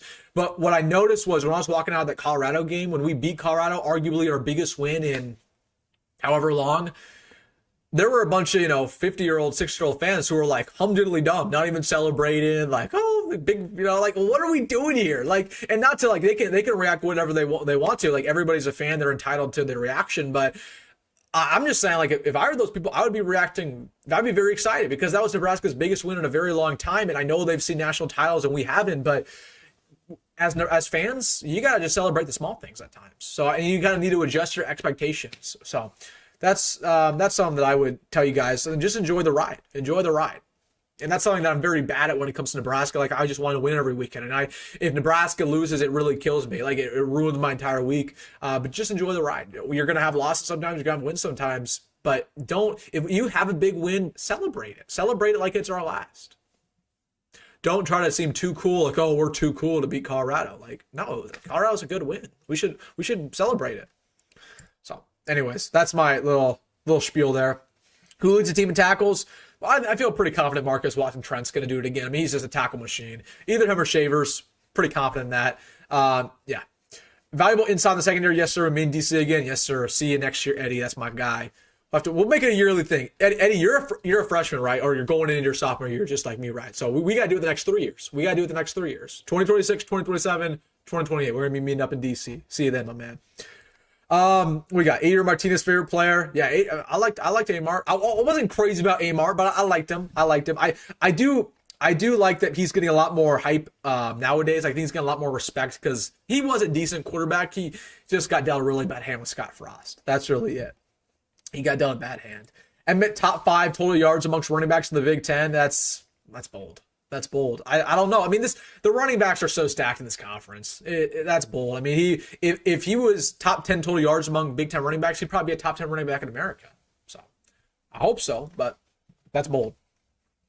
Just not buying the reality freshmen get paid millions for showing up. That's not true. That's not true. I think that perception, I think a lot of fans who maybe aren't in touch as much, they think that just every freshman is getting paid $1 million. There are very few freshmen who are getting paid $1 million. Very few. And they're the cream of the crop. They're the quarterbacks. They're the, that 5-star wide receiver, the 5-star edge rusher. I would estimate there's only about 30 true freshmen in the country every year to get paid $1 million or more. 30, maybe 40. Most true freshmen are getting paid a lot less than that. I don't believe there's a single true freshman right now from Nebraska that's getting paid over $500,000. So that should tell you a lot. Now, Dylan Raiola changed that obviously last year. Dylan Raiola last year got paid in the million range, but that's just how it is for a 5-star, right? That's how it is. And I'm hoping Dylan Raiola lives up to that because we pay him so much money. So I'm hoping he lives up to that. Jacory, top 5 receivers in the Big Ten. I think it could happen. Getting to the playoffs will show huge progress. You're right. I think 9 wins will show huge progress. There's too many to mention. Sue and Mike Brown are 2 that come to mind. Oh, yeah. I like those. Mike Brown's a good pick. Yep. And then Sue. Who doesn't love Sue? Sue. Top 20 defense, top 20 offense in the nation, solid special teams, 9-3 minimum. Oh, you're darn right. But that's easier said than done because the last 2 years we've had one of the worst offenses in America. So to take that big jump, that's huge. Top 20 defense is very doable, and then solid special teams, that's easier said than done. We know with special teams, I don't even know. So, but yeah, I agree with you. If all those can happen, 9-3 is minimum. Yes, unless we're just awful, in clutch situations like we have been. Nate Gary. Oh, yeah. I was a big Nate Gary guy. I mean, he was only guy who could tackle Melvin Gordon. Dude, that was growing up. That was probably Wisconsin. I hated Wisconsin growing up, because they gave me all my worst memories. Was that 2014? Melvin Gordon ran all over us. Gosh, that was terrible. That was absolutely terrible. And then 2012, obviously, when they blew us out of the Big Ten title, that was terrible. We've had some just awful experience against Wisconsin. We had that one. I want to say it was 2015 or I think it was 2016. We played Wisconsin, and Andy Janovich had that big run. That was about 50 yards, out of nowhere. It was like a fullback scored a 50-yard touchdown, and then we choked the game away. Man, we've had some just heartbreaking losses against Wisconsin. I hate Wisconsin. I kind of do consider them a little bit of a rival. I do. I honestly do. If you could have any current NFL player from Nebraska back for a year with their current skill, who'd it be? Any current NFL player? That's tough. With their current skill. Okay. I mean, we don't have that many players in the NFL. That's unfortunate. I think I'd probably take Amir. I think Amir's so good still. I mean, he still is phenomenal.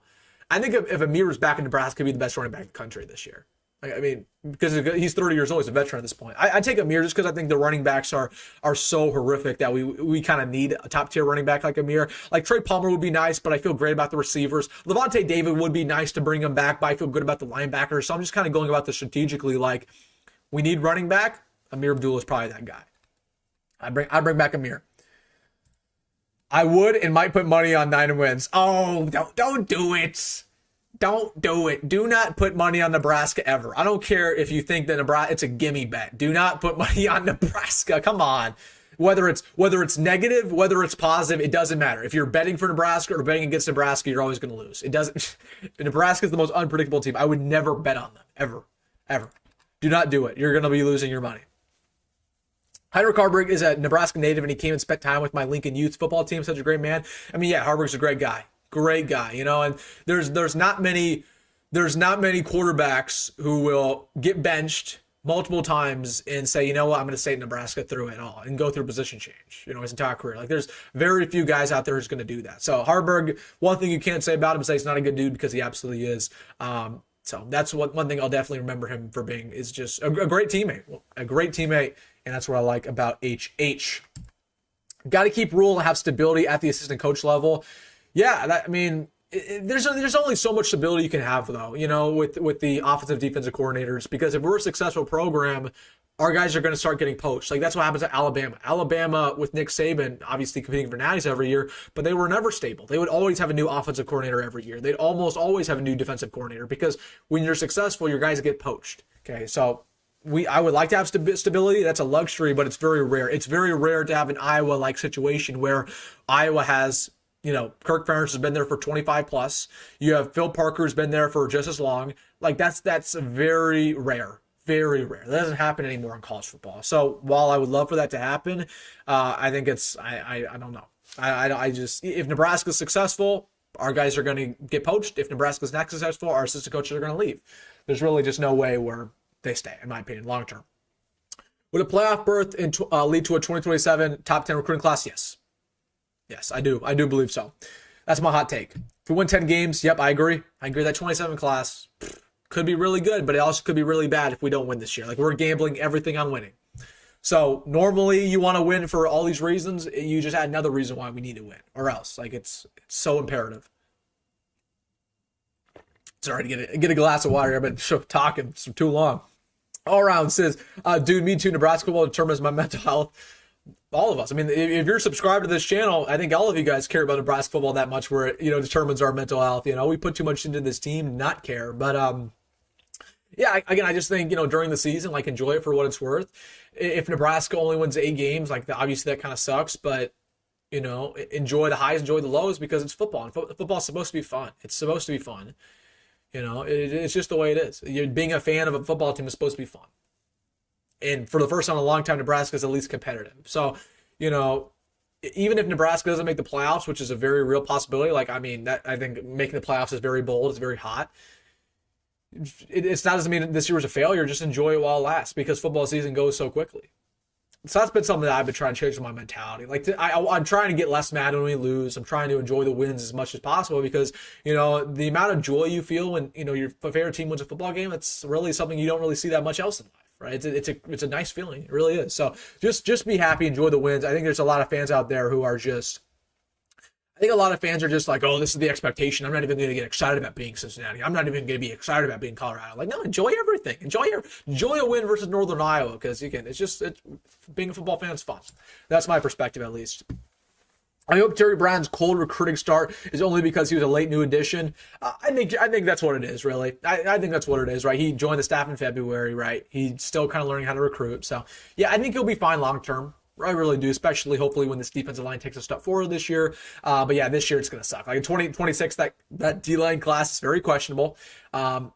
And honestly, we can't afford for it to be a bad defensive line class, because this defensive line has a lot of questions, and there's a lot of, missing pieces that we would need to pick up. So I'm hoping that we can get Valdon Stoney some way. I'm hoping we get a surprise here and there. So I'm not, freaking out just yet, but it is still very concerning. Very concerning, I will say that. I've been a Husker fan since 1977. I am hip in Rick Burns days, and I'm from Indiana. Go Nebraska. Are those your favorite players? Yeah, man, that's a long time. 1997. Were you born then, or is that when you became a fan? I don't want to expose your age here, but no. Yeah, those are some good picks. I am hip. That's still to this day the greatest name in Nebraska football history. I'd say number 2 is Dakotas Crawford, though. Dakotas Crawford was a great name. What team in 2025 do you think we would win in? What team in 2025 do you think we win in? Yeah, you have to put that comment in there again. I'm not sure what you're trying to say. Oh, I have my calendar marked for Friday, Sunday, and Tuesday. I hope to see those recruits commit. I'll give you props. Check your calendar. Check your calendar, Matt, because I think we're going to get commitments every single one of those days with a wide receiver, with a offensive lineman, and another wide receiver. So shout out to Matt. And I don't know if you guys know this. I believe, Matt, you are the one who you are related to Nebraska's new volleyball coach, Danny Busboom. Remind me, it is you, Matt, right? So I remember when Matt came in my comment section, he went in my live stream section. It had been 6 or 7 months ago. And I asked him, I said, Matt, if John Cook retires after this year, is Danny Busboom going to take over Nebraska? Because he has this inside scoop because he's related to her. And he said he couldn't say anything. Matt, you had an opportunity to give us an inside scoop and you didn't do it. You didn't give us the inside scoop that we'd have a new volleyball coach. So you could have had an opportunity. No, I'm just kidding. I'm just giving you a hard time, Matt. Shout out to Matt though. He's our volleyball insider. I think it's you. It's you, Matt. I hope it's not somebody else. I'm hoping I'm not thinking of a wrong person. I think it is him. Please let me know in the comment section. Please let me know. Please let me know. I hope it is not somebody else. I think it was him. Anyways, that's me on my tangent. Nathan says, would you be against Trey Taylor reclassifying in 2026? Yeah, I would be against that completely. I would definitely be against that because why would he reclassify in 2026? He's not going to play. He's not going to play next year, so why would he reclassify? I think it's in his best interest to stay in 2027, to go through his full high school career, to go up to a 5-star prospect, to peer recruit that 27 class. We're going to be fine with 26 if we win. Okay. Oh, Matt, there you go. Yep, I did remember. Matt is related to Danny Busboom, and he was our volleyball insider, and he didn't do his job. He didn't leak the news 7 months in advance that she was going to come here. You had an opportunity, Matt. I'm just giving you a hard time. Shout out to Matt though. That's my guy. All right, back to the comments here. What team in 2025 do you think will win double digits?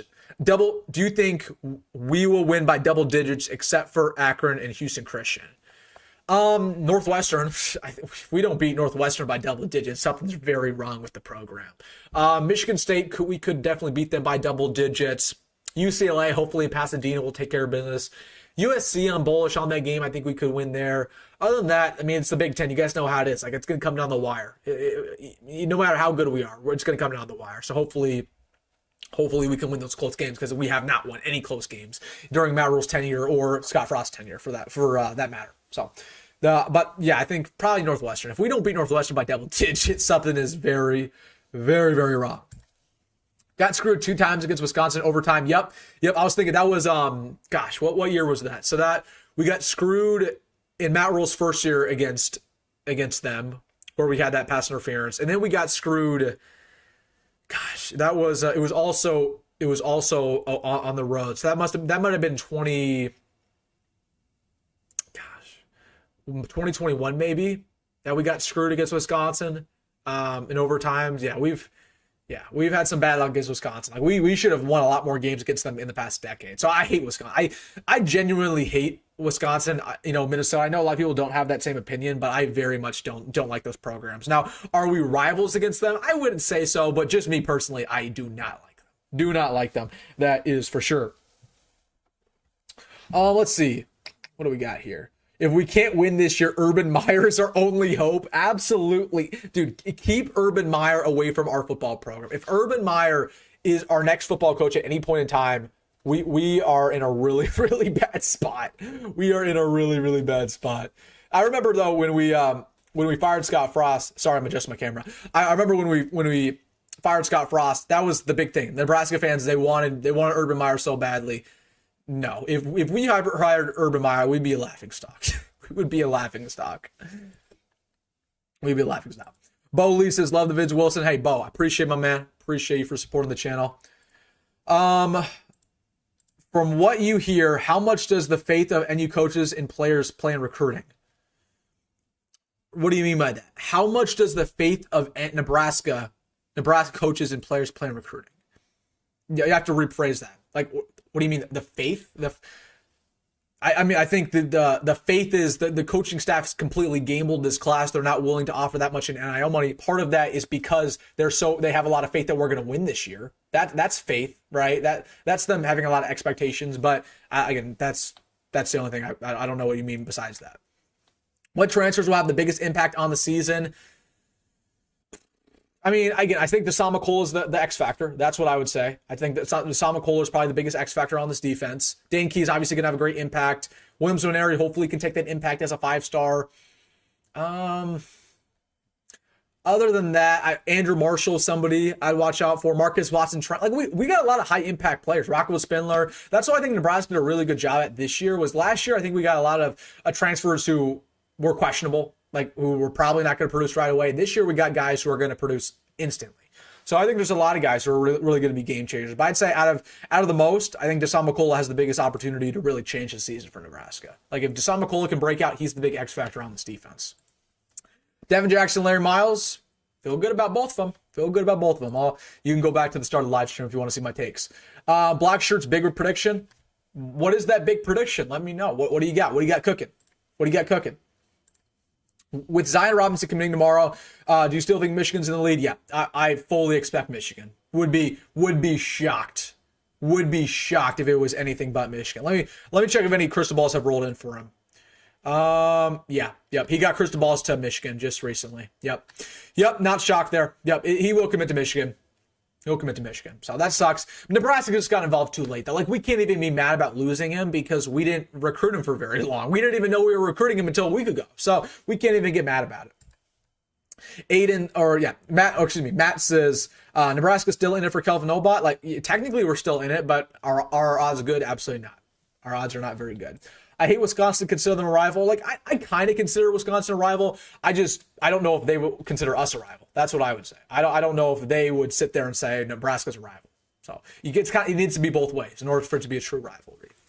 Do you buy the USC hype? No. I think we'll beat USC. I really do. The negativity with you young fans must stop.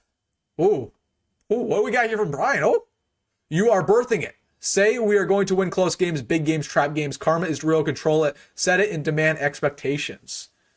With you young fans, Brian, what are we talking about here? I'm pretty optimistic. I'm an optimistic guy.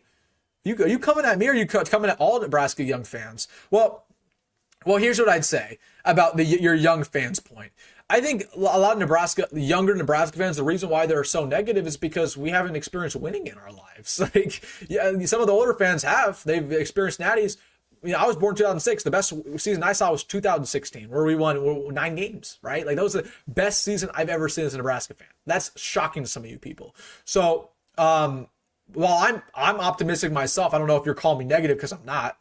But if you're talking about young fans in general, again, the reason why young fans are negative is because we haven't seen enough winning. It's very simple.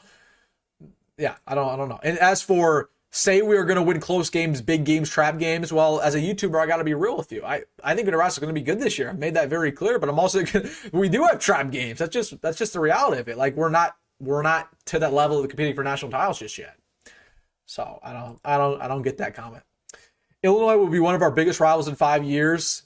I mean, if Illinois continues to be good, maybe I could see it. I don't like Illinois personally, but I don't consider them a rival. Like I don't hate them that bad. I do respect Brett Bielema too. The alternate jerseys are so good. What alternate jerseys? Which ones? We have a lot of alternate jerseys that we've wore one time and then never wore again. Which ones are you talking about? I want to see what we're wearing this year. What do you guys want for the alternate jersey? Because they're going to come back this year. That's what Matt Rose said.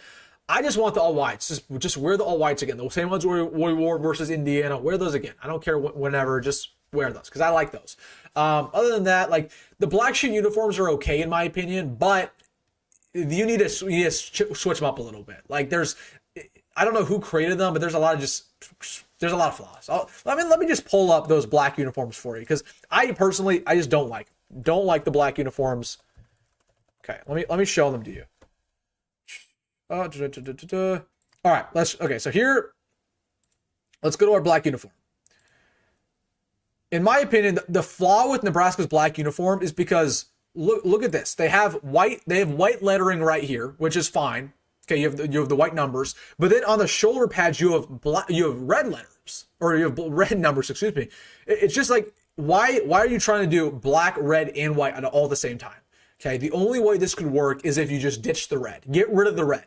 Okay, only wear whites and black, and then that could be a very good uniform. But you just can't do both because then it just looks like you're doing too much, in my opinion. But I mean, they're not terrible. They're not terrible. And also at the same time, I wouldn't mind if Nebraska just said, "Hey, screw it, we're gonna have a black helmet. We're gonna have a black helmet. Why not?" But I think they need to change it up a little bit. Like it's a good concept, but they messed up the execution. They messed up the execution a lot. In my opinion, that's my opinion though. You guys can have your opinions.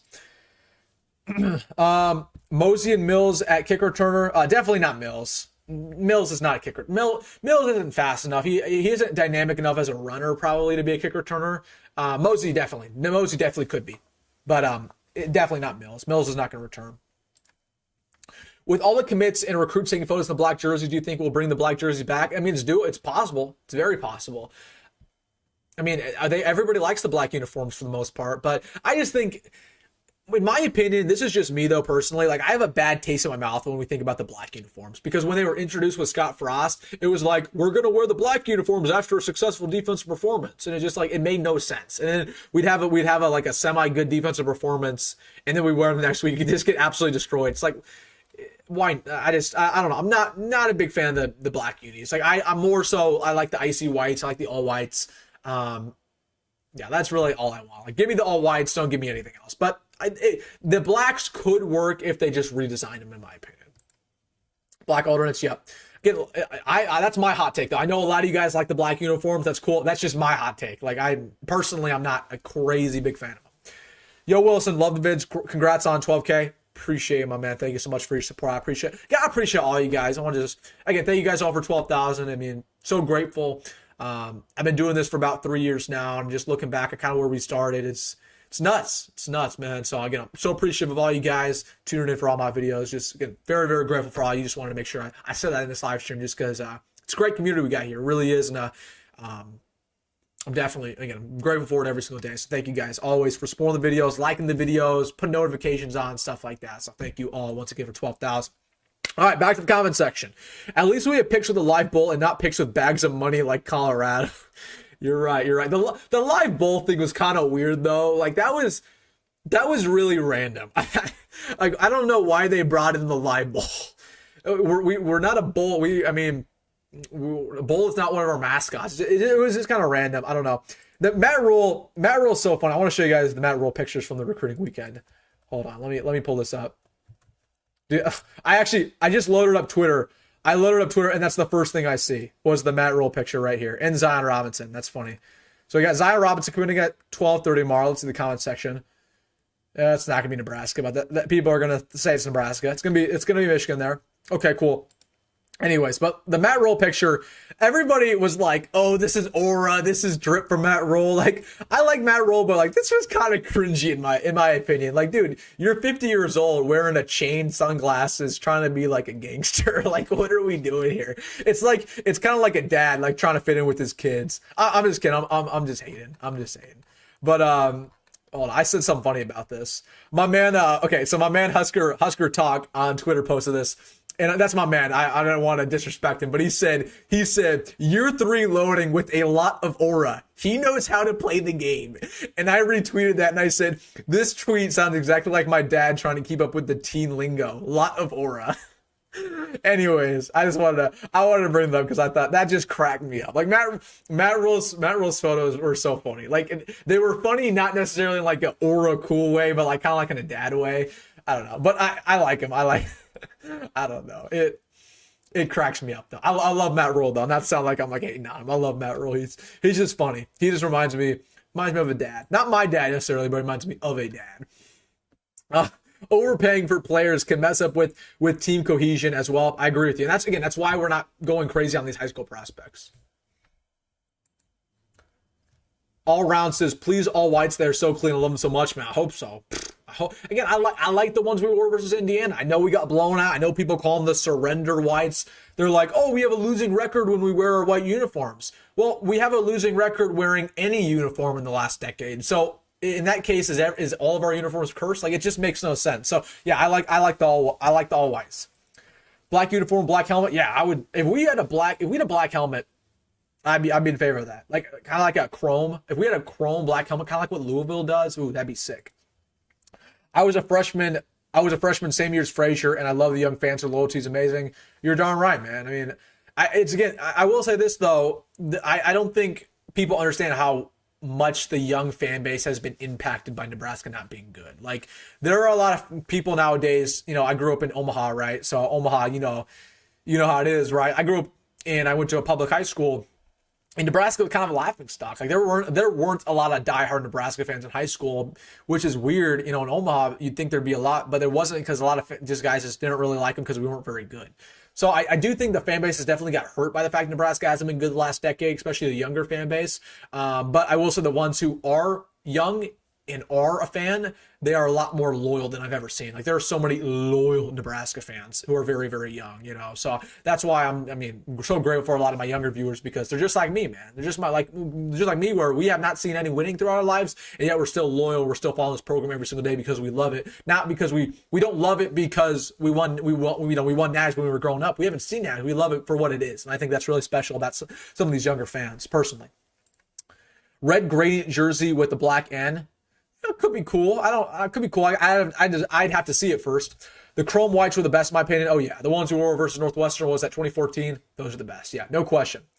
Least favorite Nebraska player, Riker Fife. That's my easy answer. Riker Fife was my absolute least favorite player. When Riker Fife got in the ball game, I knew it was over.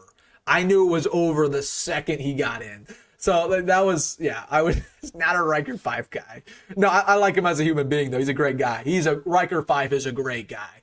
But when I was growing up and Riker Fife got in the game because Tommy Armstrong was stinking it up, or more likely than not, Tommy Armstrong got injured, I knew we were losing because Riker Fife was just unplayable. He was unplayable. So that's probably my least favorite Nebraska player of all time. 87 was the only time I could recall all Reds. Yep. That's why we haven't worn, because Nebraska fans think the all Reds are cursed because we lost to Oklahoma in 87. Yep. Fired up, Wilson. Yeah, man, I'm fired up. Do you see the College Football 26 deep dive video? I did, and I was not impressed. Yeah, I'm honestly on the fence whether or not I'm going to buy the game or not, because it's like it just doesn't look that much improved, really. I don't know. I'll see. I'll probably buy it still, but haven't been impressed so far.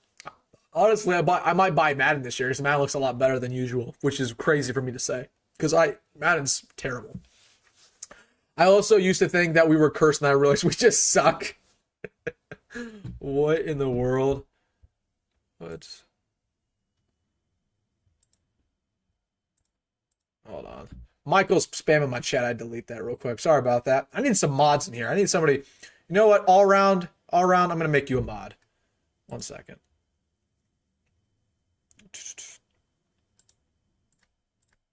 There we go. All around, you are now a moderator. I need a moderator in my chat, so we're gonna go to all around because that's my guy right there. All right. If any more people spam the chat all around, you take care of that. What do we got here? David says Alabama had some bad years between 61 or 91 and Saban arriving. Yeah, I mean they did. They absolutely had some bad years. Absolutely, no question about it. But Nebraska's had a lot more extended bad years. So hopefully, again, they got the X factor. They hired Nick Saban, greatest coach of all time, in my opinion. Is Matt Rhule the greatest coach of all time? No. So I don't know if we can compare ourselves to Alabama because it's an apples to oranges situation. The young fan base is insane. Like the best season I've ever seen is last year, and I'm about your age, but I don't remember watching before. My parents always preached the glory days. Yup. Yeah, same. I mean, that's how you know we're loyal, because we haven't seen anything. We have never, ever seen anything. So, yeah, man.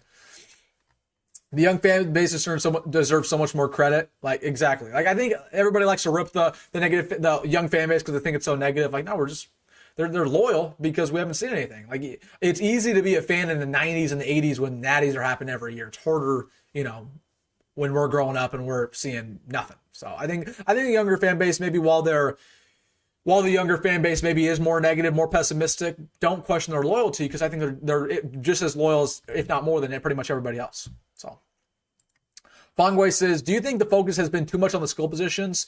Yeah, absolutely, but it always is. Like, that's football. I mean, that's just the way. I mean, everybody's always going to hype up quarterback, running back, wide receiver, because that's what the casual fans always stick to. I mean, nobody ever really talks about the linebacker core, even though the linebacker core could be one of the best units on this team. Nobody really talks about the secondary that much.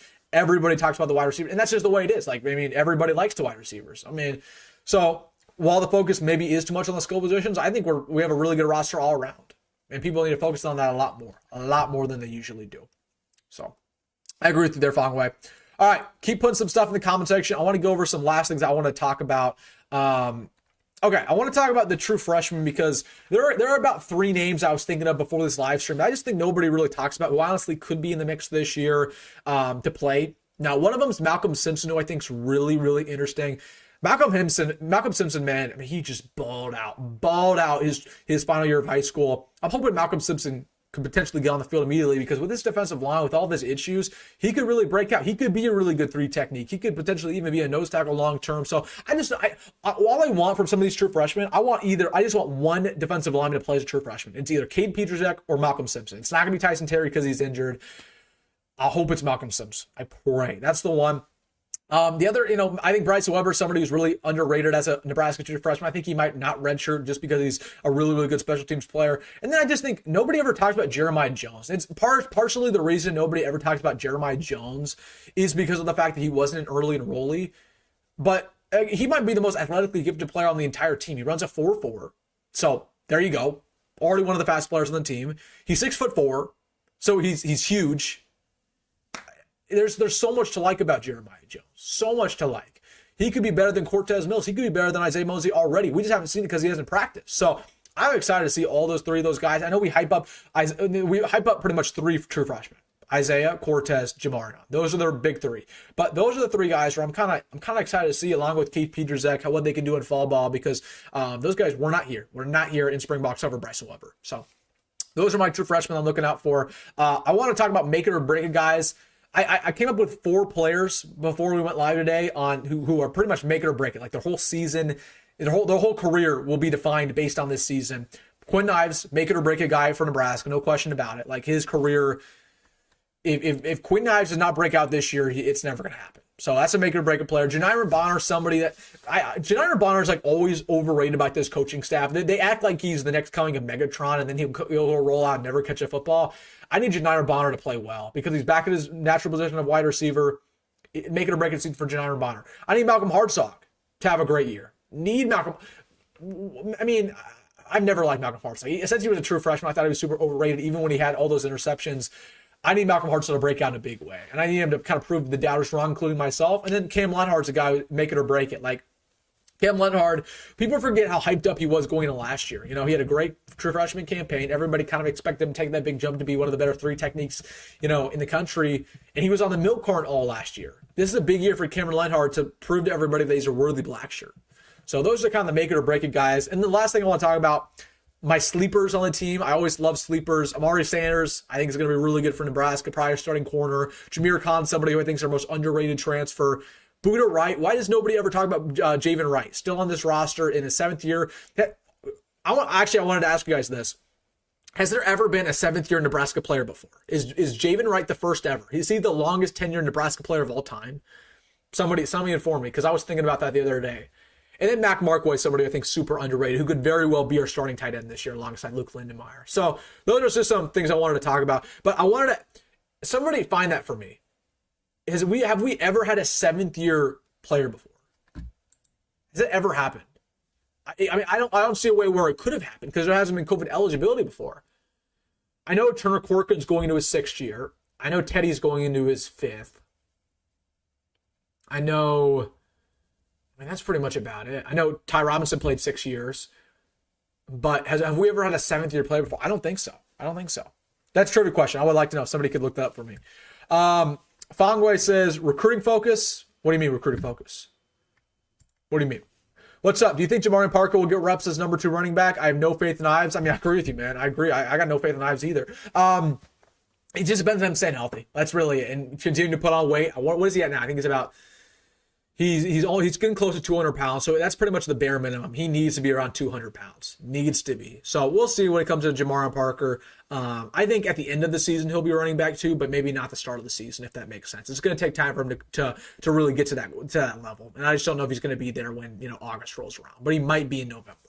So I think by the end of the year he will be running back too, but just not the start of the year.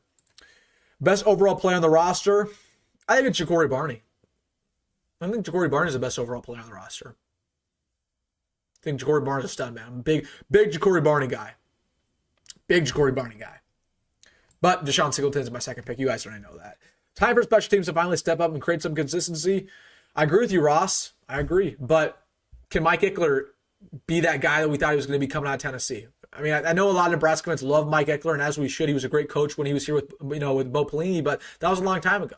And he had a great track record wherever he's been, but this Nebraska's a different beast, and we have a tendency of making really good coaches look really bad. So can Mike Eckler be that guy that we think he is, that he once was? I don't know, because our special teams is a mess. It's an absolute mess. Do you buy the Florida hype? No, I don't. I honestly don't really like Florida's roster. Like, I do think DJ Lagway is going to be a decent quarterback. Is he going to be a Heisman? No. I think their defense is terrible. And they have another really tough schedule. So I think Florida's probably going to win 6 games this year again. And I'm honestly rooting on Florida's downfall, because there are so many prospects that we are fighting against Florida to get, like a CJ Brana, who could very well still be a Nebraska commit if Florida sucks and he might come back. Like a Valdon Sony, like a Devin Jackson. There are a lot of players who we recruited who's Florida's also recruiting. So I'm kind of hoping that Florida sucks so we can steal our guys. That's what I'm hoping. Tommy Frazier, all-time Jacory Currents. Yeah, that's a pretty good take there. I mean, Tommy Frazier, not a big Brooke Behringer guy, not a big Brooke guy, big Tommy guy. Okay, I'm just playing. Ross says, technically Casey Thompson would have qualified to be a 7th-year player. Yeah, he was a 7th-year player, but not with Nebraska. No, he was a 7th-year player at Oklahoma. Has there ever been a 7th-year player at Nebraska? I don't think that's ever happened. I think it's Javen Wright's the first. Does Gunnar Gachula make the starting lineup? I like him at left tackle and Pritchett at right tackle. Yeah, again, I think Gunnar Gachula should be our left tackle, but again, it's not going to happen. Like, Pritchett is our left tackle guaranteed because they paid him too much money. They paid him way too much money to move him at right. So I think Gunnar Gachula, again, it's going to be a battle at right tackle between him and Teddy pretty much. I honestly think Teddy's going to win that battle if he's healthy, but I like Gunnar Gachula a lot, and I like him off the bench. I like him. He's a great swing tackle, so I'm not mad. I'm not mad about it either way. But I could very well see Gunnar start, but it's going to be a right tackle, not left. Is David Hoofkin a sleeper? No.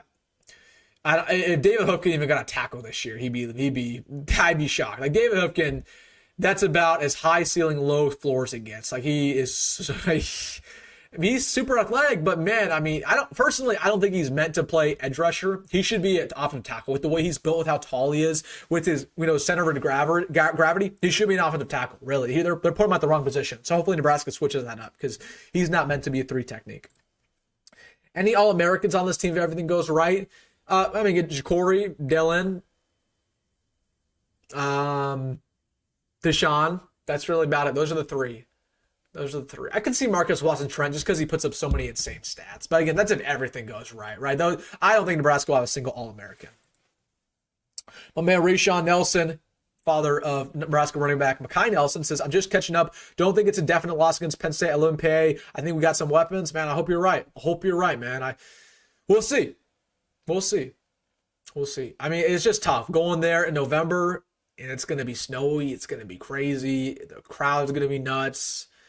I think at that point in time, Penn State might be the number 1 team in the country. Like, Nebraska might be ranked, but we might be playing the number 1 team in America. That's going to be tough. I mean, that's just going to be so tough. Yeah, again, Gatula is going to be competing for right tackle. Elisha's our left. Whether we like it or not, Elisha's our left. Do you think Jacory Barney will be poached at the end of the year? No. We paid Jacory Barney too much money this offseason to have him leave. So I think the only way Jacory leaves is if we suck. Like, if we win, he'll stay. Florida is a definite step down for Nebraska. I don't know if I agree. I think Florida is on the exact same playing field as Nebraska. We are very similar programs. We're both, Florida's not a blue blood, but Florida's up there, right? Both very good historical programs where they've had bad years recently. Florida's had a little bit of a better season last year than we did. Like, Florida's on the same playing field. Florida's not a step up or a step down. I saw leaks for the College Football's 26 ratings. Yeah, I saw all of the ratings, actually. I found the website. So I have a video recorded reacting to them. I'll probably post it this weekend. Yeah, Dane Key's an 88. Jacory Barney's actually an 83 from what I saw. I might be wrong, but that's what I found. So I'll post that video at some point. Fresno State has 3 Nebraska natives commit to them this year. Yeah, they got Solomon Baker. They got my man from Millard South, Dallas. Can't pronounce the last name. That's my guy, though. And then what was the other one who committed to Fresno State? Gosh.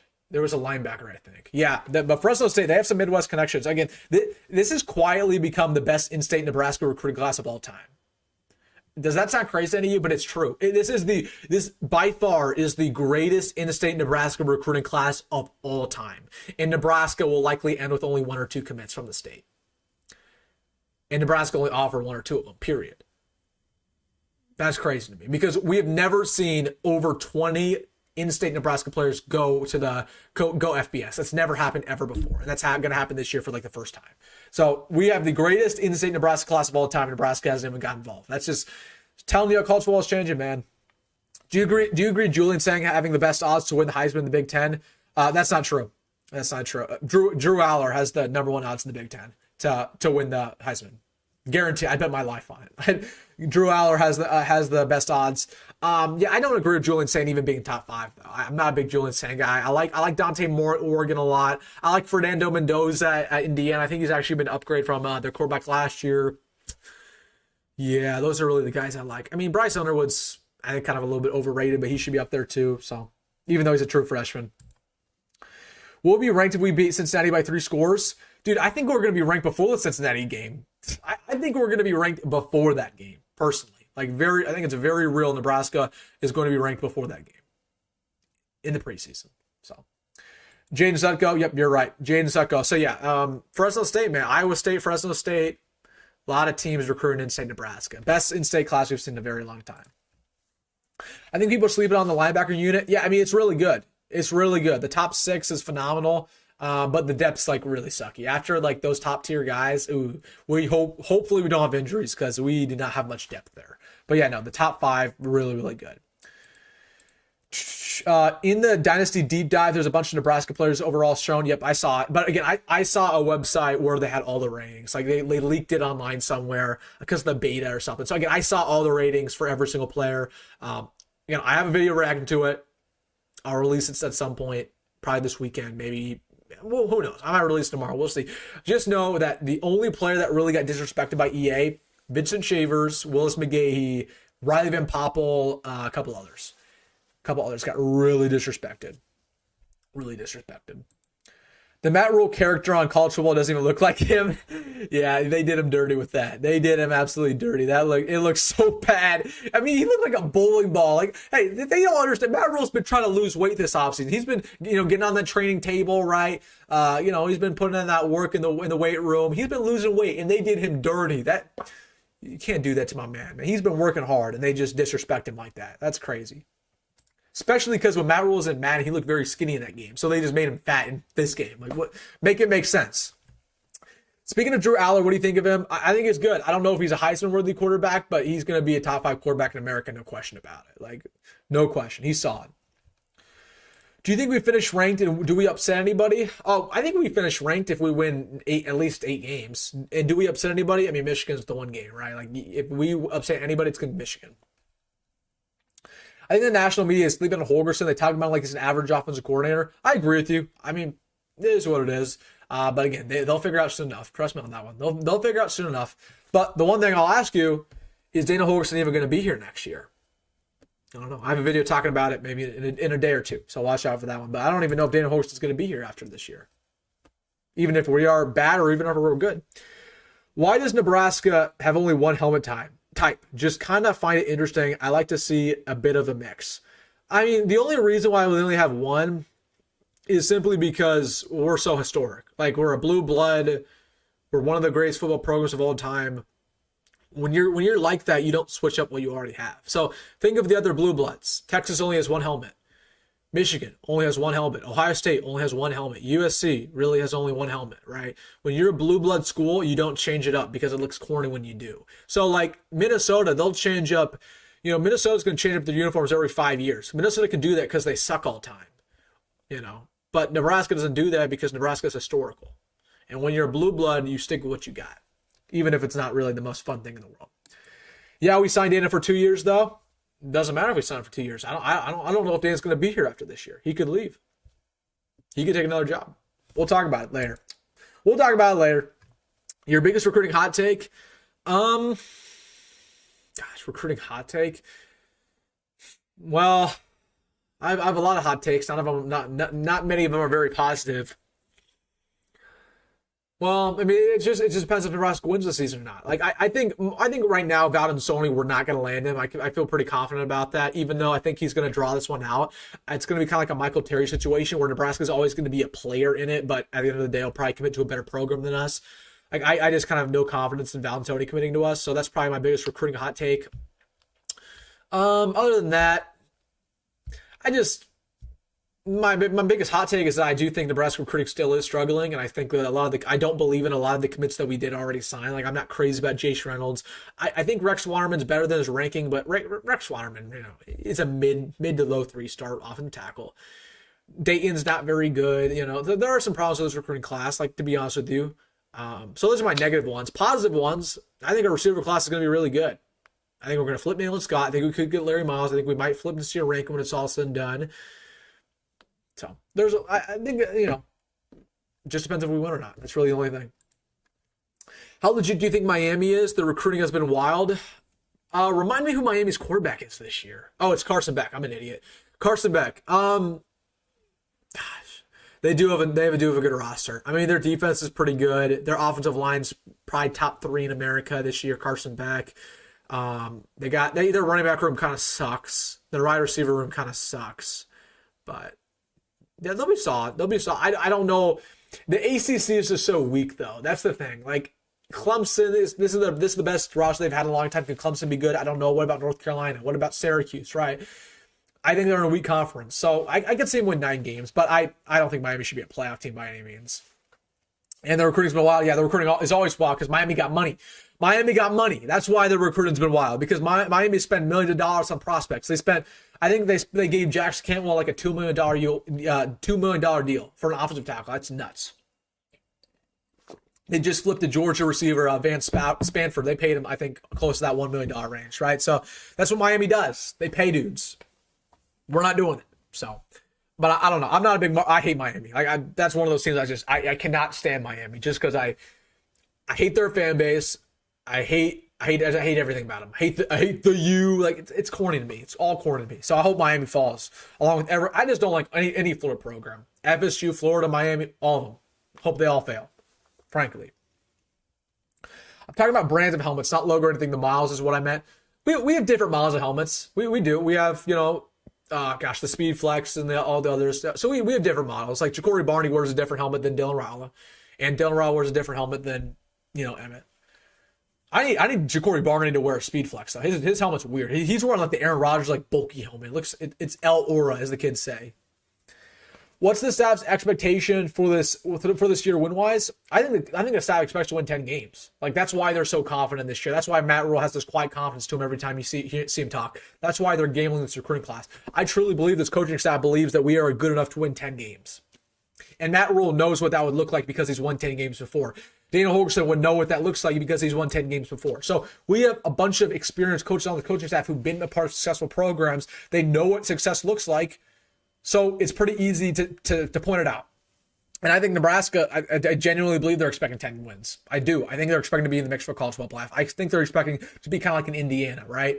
Now, will that turn out to be the case? I don't know, but that's what the coaching staff believes. That's truly what they believe. If Matt Rule was on this live stream right now, if I had Matt Rule off to my side and I said, hey, Matt, how many wins do you expect Nebraska to get? And he was truthfully honest, I believe he would tell me 10 wins. I really would. And that should get you fired up. That should get you excited, but just be cautious because I think there's been times where Matt Rule or Scott Frost expected the exact same thing, but Scott Frost was an idiot and he didn't know what he was talking about, and we ended up winning like 5. So anyways, I don't want that was a shot at Scott Frost out of nowhere. But I think the staff expects to be very good. Next conference realignment move, I couldn't even tell you, man. I couldn't even tell you. I mean, when's Florida State going to leave the ACC? When's that going to happen? Like, did that completely die down? Are they going to go to the SEC? They're definitely not going to the Big Ten, I'll tell you that. So when's that happening? I don't know. I think the Big Ten's still going to add somebody potentially. I think the SEC is definitely going to.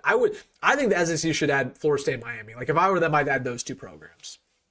But are we going to pull out the black shoe uniforms that recruits wear all the time? I don't think so.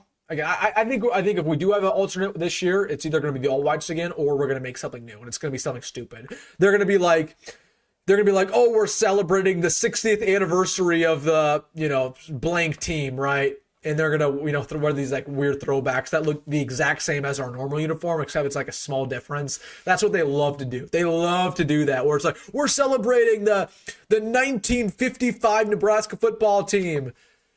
And then it's the same uniform you already see, but it's like, oh, but here's a blue stripe on it. It looks completely different. Or whatever, right? Like, that's what they're probably going to do, which is terrible. Adidas has failed the last like 5 years with their alts. So I don't think they're going to bring back the black shirt uniforms. But at the exact same time, why do they continue to wear them in the recruit pictures if we're not going to wear them on the field? Like, just get rid of them in that case. And they also wore the black shirt uniforms for the spring game. So if you're going to wear them for the spring game, if you're going to wear them in recruit pictures, at least wear them on the field. But personally, I believe they should tweak them up a little bit, change them. That's what I want. Are you going to the Cincy game? I'm on the fence. Because it's gonna the problem is that it's gonna be a Thursday night game, which I don't have school the next day. I don't have Friday classes this semester, which is great. But it's gonna be 8 o'clock kickoff in Kansas City. So the game's probably gonna end around 11:30, which is nuts. And then I have a tough choice to make. Am I gonna drive home and get home at 4 o'clock in the morning, or am I gonna stay overnight at a hotel and pay $100 to do that? I don't know if I'm gonna. I don't know. So I might go to the Cincinnati game, but it's just they did not do us any favors with that time, with it being a Thursday game, and also it being at 8 o'clock. Just didn't do us any favors. So we'll see. I think I probably will though. I probably will. I'll make my way down there. But the problem is I have a class ending at 2 o'clock that day, so I have to go. I couldn't even have a finance class that day, and then I probably right at 2 o'clock I have to go straight to Kansas City, be there at 6, and then I don't even know. I think we go 12-0. Holy. I'm not there. I'm definitely not there, my man. I'm not there at all. Do you think we could keep Holgorsen for a few more years? I think he's gone after this year. That's my take. And I'll talk about. I don't want to have a full conversation about this because I have a video on Thursday where we're going to talk about it. But I just don't believe that he'll be here, to be honest with you, because I think Dane has other plans. Like the Northwestern ones 2 years ago. Yeah, those were terrible. Those were awful. We have some terrible alternates, man. We just find a way to make some terrible ones. I'm kind of worried about interior D-line depth. I feel good about Popple, okay about Lenhart and Judy. After that's kind of scary. Yeah, Jalen George, right? He should be okay. Gabe Moore, somebody who has high upside but very low floor.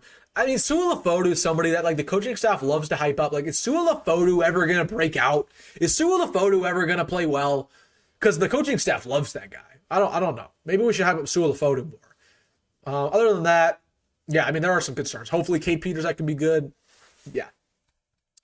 Speaking of Frost, how do you think he'll do back at Central Florida? I think he's going to fail. I do. And I am rooting for Scott Frost. I always root for past Nebraska coaches. I rooted for Mike Riley when he was doing his thing with the Generals or whatever, however long ago. I'm always going to root for old Nebraska coaches for whatever reason. So I'm going to root for Scott Frost, but in my heart of hearts, I just don't think Scott Frost is a good coach. At least not a good head coach. I think he could be a great coordinator. That's what I think he should have done that. He should have said, you know what? I'm going to go back and be an offensive coordinator somewhere. And I think he would have been very successful. I think he would have been phenomenal as an offensive coordinator. Okay? But some guys just aren't meant to be coaches. And I don't think he's meant to be a coach. It also doesn't help him that Alex Grinch is his new defensive coordinator, who's one of the worst defensive coordinators in America. So that doesn't help him either. So I think he's going to fail. But I will say this. Central Florida is the only place I could see him succeed because he's built for that Florida area. He's already recruited very well. If there's any program he succeeds at, it's going to be there. It's going to be there. Hope we don't treat Malcolm like another Princewell. Which Malcolm? Malcolm Simpson or Malcolm Hartsock? Yeah, no, I hope you're right. Dude, I'm still mad about that Princewell situation. Princewell and Mialem should have started every single game last year. Every single game. He was not playing as much as he should have. And I don't know why they didn't play him, whether it was a Tony White issue, whether it was whatever. Princewell Mialem was a game changer, and he just wasn't playing enough. And I don't blame him for transferring because I would have been mad too. He was mad. At the end of the year, you could tell by his body language in that Wisconsin game. That Wisconsin game was legendary. And everybody was celebrating. And you saw Princewell Mialem, and he was sulking on the sideline. He was sulking. We just beat Wisconsin and Princewell's mad. The reason why he's mad is because he should have played a lot more. You know what I mean? So it is what it is. I think you should go it's rough, but you live once. I don't know what you mean there, all around. I don't know what you mean. National hot take for the year. What's my national hot take? I don't know. I haven't thought about it yet. I think LSU is going to be really good. I think LSU is going to be a top 10 team. They're going to be in the playoff. So that could be a hot take maybe. I think Texas is going to win the Natty. Feel pretty confident about that. I think Penn State's the best team in the Big Ten. I think Illinois is not going to be as good as people expect. I think UCLA is going to be better than people expect. I think Indiana is going to be kind of as good as last year, but might take a little bit of a step back. They might be a 9-win team, but they're still going to be very good. Other than that, I'm trying to think of some more.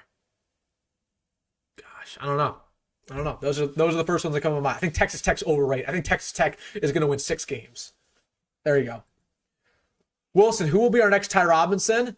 I mean, hopefully Riley Van Poppel, with the way the coaching staff talks about him. They literally call him the next Ty Robinson, so hopefully it's him. Stream College Football 26 on launch day. Man, I'm probably going to do it. I will say this. I'm on the fence about buying the game because it's like the game does not look that much better. And I'm not really trying to spend $90, you know what I mean, on a new football game if it's like the same thing that what I already got. So we'll see. I probably will buy it, though. Let's be real. I probably will buy it. What's up? What up, my man Brett? How you doing, my man?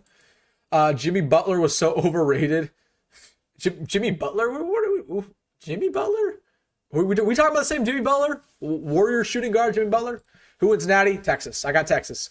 I'm high on Lindenmeyer. I think it's going to be good. I agree with it. I think Lindenmeyer is going to surprise a lot of people this year. That's your starting tight end. It's not Haarberg. It might be Markway. It might be Markway, but it's probably going to be Lindenmeyer. Biggest impact player for Nebraska and biggest impact for the entire Big Ten?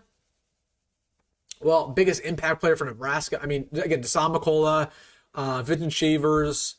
I think a big X factor this year is, again, Emmett Johnson. If Emmett Johnson could be very, very productive, he could take our offense to a next level. Biggest impact player for the entire Big Ten, like you mean for like any team? I mean, I think Nick Singleton could be like the next Melvin Gordon. I'm a big Nick Singleton guy. So I think that's one of the reasons why Penn State's going to be the best team in the conference is because I think they have the best running backs in the conference. And in this conference, you got to have a good running game. Simple as that. Texas spent like $40 million on their team. Yeah, that's why they're going to be good. That's why they're going to be good.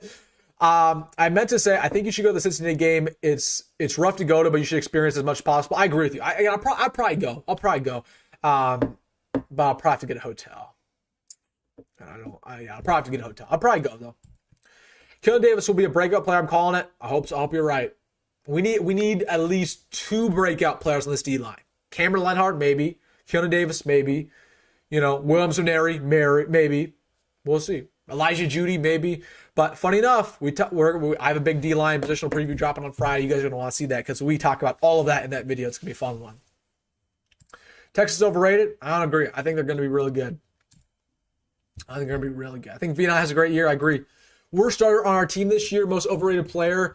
Worst starter on our team, I think it's Elijah Pritchett. I think it's pretty easy. I think Elijah Pritchett, as of right now, objectively is the worst starter on our team.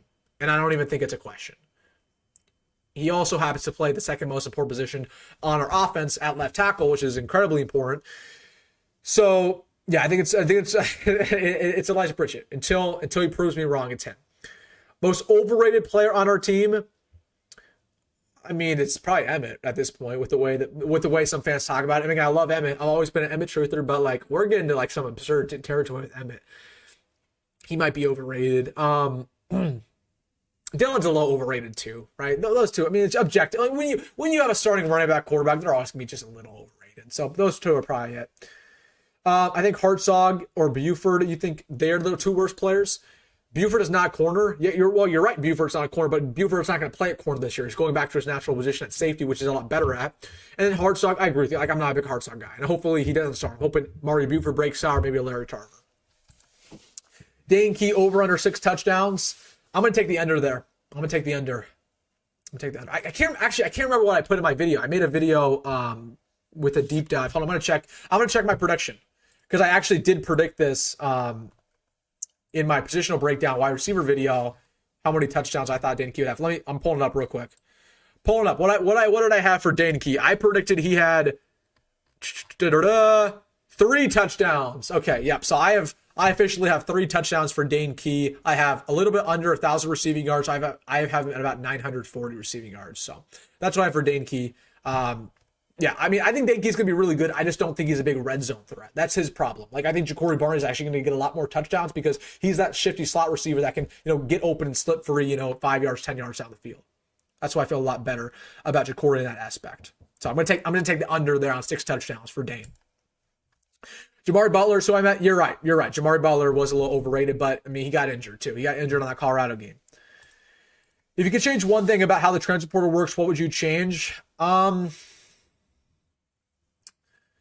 think players shouldn't be able to transfer until after bowl games, after the season's done.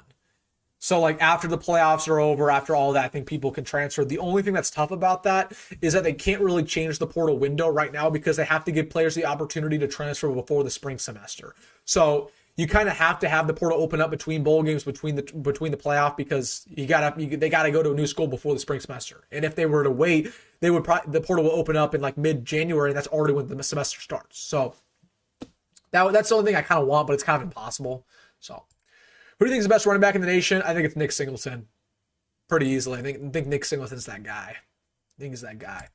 I have a feeling Pritchett's going to be good. Maybe I'm completely wrong. I'm just not big on him. I'm not big on it. Again, he's high potential.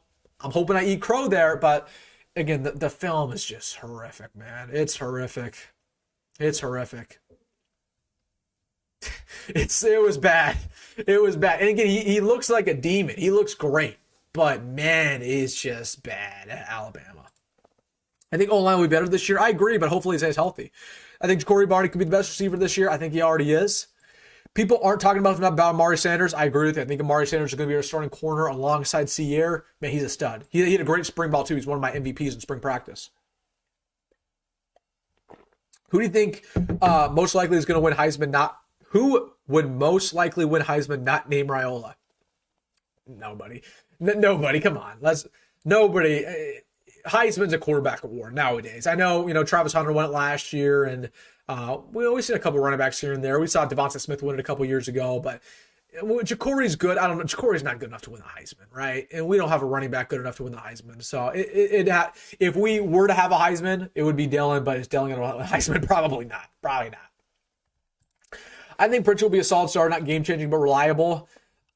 I think kind of the opposite. I'm either Elijah Pritchett is really, really good or really, really bad. There's no in between for me. It's either he lives up to his 5-star ranking as a first-round draft pick, or he's unplayable and he gets benched. I don't think there's an in between there. I don't think he's reliable. I think it's just bottom or top, not in between. I know this is far out, but do you think we land Torrey Pittman? It's going to be tough. It's going to be tough for him. I don't think he wants to stay home that much. I think he's a guy who kind of wouldn't mind going, to a different state to play football. Nebraska's in there, they have a couple guys in his ear trying to have him commit to Nebraska. So it just depends on us winning, really. Building that relationship over time. Wilson, I think we will get more production offense this year, but what do you expect from the defense? I hope Butler utilizes shell coverages. Yeah, again, I think the defense will be a lot improved. One thing is, again, turnovers is huge. I'll have at least 2 turnovers a game. That's something that we failed the last couple of years. We never had that turnover margin that we need. Need to have a better pass rush. We need to have better blitz packages in general. Our blitz packages were terrible under Tony White. When we did blitz, we could never get to the quarterback because he didn't know what he was doing. He didn't know how to scheme open, a wide open corner to have a free route to the quarterback. So that's something I'm hoping he improves. The zone coverage in general needs to be better. Zone coverage was awful last year. So I agree with you. I think the defense is going to be improved, just barely though. I don't think it's going to take an astronomical jump. They gave Spindler a 76. I don't think that's true. I think they gave him I think it was an 82 from what I saw. I think it was an 82 from the website I saw. I don't know. I could be wrong, but I don't know. I think it was an 82. Would you like the transfer portal to be at the end of the spring semester and have a summer mini camp instead of spring practice? I like spring practice. Spring practice is very beneficial. They need to keep that, but they should still have a summer mini camp. They could have 2 at the exact same time. But I honestly think they should get rid of the spring portal personally. Maybe you should only have 1 portal window. Get rid of the spring portal. You have 1 in winter. That's the main one. Don't have spring portal because that's just stupid. You don't think Jeremiah Love is close better than Singleton? I like Jeremiah Love a lot, but I think Nick Singleton's the best running back in the country. I think he's a stud. CJ Baxter is somebody I really like too. I like CJ Baxter at Texas. I like I like Jay Nott a lot now at Oklahoma. That's another guy I'm really high on. Other than that, yeah, those are really my main guys. Really, really like. But I think Nick Singleton's the number 1 running back in America. Does Colorado improve this year? No, I think they're going to miss a bowl game. Their roster sucks. I like Caden Salter, their brand new quarterback, but Shedeur was solid from last year. Caden Salter, I don't think he's gonna play well against the Big 12. No running back transfer, though. At this point, even take that Clemson transfer would be good. Yeah, man. I mean, I would have took that Clemson transfer, but we're fine with our room, clearly. They don't want to spend money there. It is what it is. I disagree with it personally, but I'm not a coach and they are. So I'm kind of excited about Archie Wilson. Yeah, I'm excited about him too, but it concerns me that he's never really played football before. Like, it feels like we're asking him to do a lot, when he really doesn't have experience. So hopefully he can get here, punt. Like, I mean, you don't need to develop yourself as a punter. Like, if you're a good punter, you should always be a good punter. So hopefully he saw it, but again, it's going to be interesting. Do you think Trey gets the 5th star? I do. Yeah, I think he'll get it pretty quickly here, probably by July. Yep. All right, guys, put your final stuff here in the comment section. I'm starting to lose my voice a little bit, so put your final questions in here. We've been going for about 2 hours. Also, hit that like button. What are we at likewise? Hold on. What are we at likewise? I got to pull this up. We are at 72 likes. Let's get up to 85. Let's get up to 85 likes. Hit that like button on the stream. All right, put your final stuff in here, guys. Again, I'm losing my voice a little bit, so I'll get to your final comments. Was it with the recruiting sites bringing down Nebraska recruiting rankings after they commit to non-top 10 schools? Dylan was moved down. I don't know, man. Recruiting sites do that all the time. Like, if you commit to a quote-unquote bad school, they'll move you down. If you commit to Alabama, they'll move you up. Like, when Jet Tamala committed to Alabama a week ago, they moved him up to like a top 100 prospect in America. Like, I love Jet. I went to high school with him. Jet's not a top 100 player. He just isn't. He just isn't. Like, so they do it all the time. That's why the recruiting sites honestly aren't very trustworthy. They just aren't. Just check Rocco's at 79. Okay, that you could be right. I think the 27 class will be the best in a while. I hope so, but we just got to win, man. Just got to win. If Nebraska did poorly and Rule was fired, we basically had to restart. Would you give up on the program? I'll never give up on the program, man. I'll never. But that would be very disheartening. I'll tell you that. That'd be very disheartening. Will Trey Taylor live up to his rating? It's tough to say. He's only, 16 years old? So who knows? I think it's going to be good, but man, I mean, it's just a long time out. It's a long time out. Do you really think we could recruit 20 players this year? I do. I think the whole, this class is going to be so small is overhyped. Because at the end of the day, we're also going to have players who leave in the portal. We're going to have a lot of players who leave in the portal at the end of the year. So we're at minimum going to get at least 15. I can put everything on that. But I think once we figure out kind of who leaves in the portal, what the roster's looking like, I think we'll probably end up with around 20. I do. Especially if we have a winning season, we can flip the guys we want to. Thank you for doing these live streams. You're my go-to for recruitment. Who's your all-time favorite Husker? Tommy Armstrong, all-time favorite Husker for sure. But probably Mears in there. Probably Mears in there. Wilson, why do you think Matt Rule has been lacking on recruiting in-state? I feel like hard work and pride goes a long way in today's college football era. I just don't. I think while the quantity is really good in the state, the quality isn't. And there's just not a 4-star really in my mind in this state besides Darian Jones. And that's why I was pushing for Nebraska to offer him for so long. So while there's a lot of quantity, there's not a lot of quality. There's not a lot of top-end guys. In Nebraska, they're all about quality right now. But it does kind of confuse me that Nebraska's all about quality and they took Jace Reynolds. That was very interesting to me. Like, again, there's just something the coaching staff sees in Jace Reynolds that I just don't see. I just don't see it. I don't know. I don't know. How likely is it we get 10 wins and make college football playoff? How likely? I mean, it's not likely, not too likely, but if Dylan Raiola can break out and become a top 10 quarterback, I say why not? Best play on the defense, I think Deshaun Singleton. And is Butler improvement over White? I think so, just because I think his blitz packages are going to be better. I think he's been wanting to be a defensive coordinator for so long. He's not going to screw up this opportunity. So White's better than him in some other aspects, but I think Butler's going to be fine. I think this defense is going to take a step forward. We have so much time in the 26 class. Don't worry, guys. Yeah, man. We still got 6 months till sign day. We're fine. But I just got to win and probably got to start being a little bit more aggressive when it comes to our NIL. Give a hot take on a coach that'll be fired from any team. I think Matt Campbell's on the hot seat. Matt Campbell might be fired. It's a good one.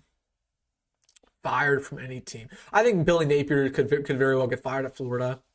Could see that happen. Other than that, Sam Pittman at Arkansas could very well see him get fired. In the Big Ten specifically, it's tough. I don't know. I mean, Luke Fickell. Duh. Luke Fickle. Luke Fickle probably on the hottest seat in America. I think he's definitely fired after this year. I think he's definitely fired. I really enjoy you covering Husker hoops. I hope you keep it up. I'll try to. Yeah, again, I'm not like a crazy big Husker hoops guy. Like I definitely follow the team. I definitely know all the players, but definitely not as big of a Nebraska basketball fan as I am Nebraska football.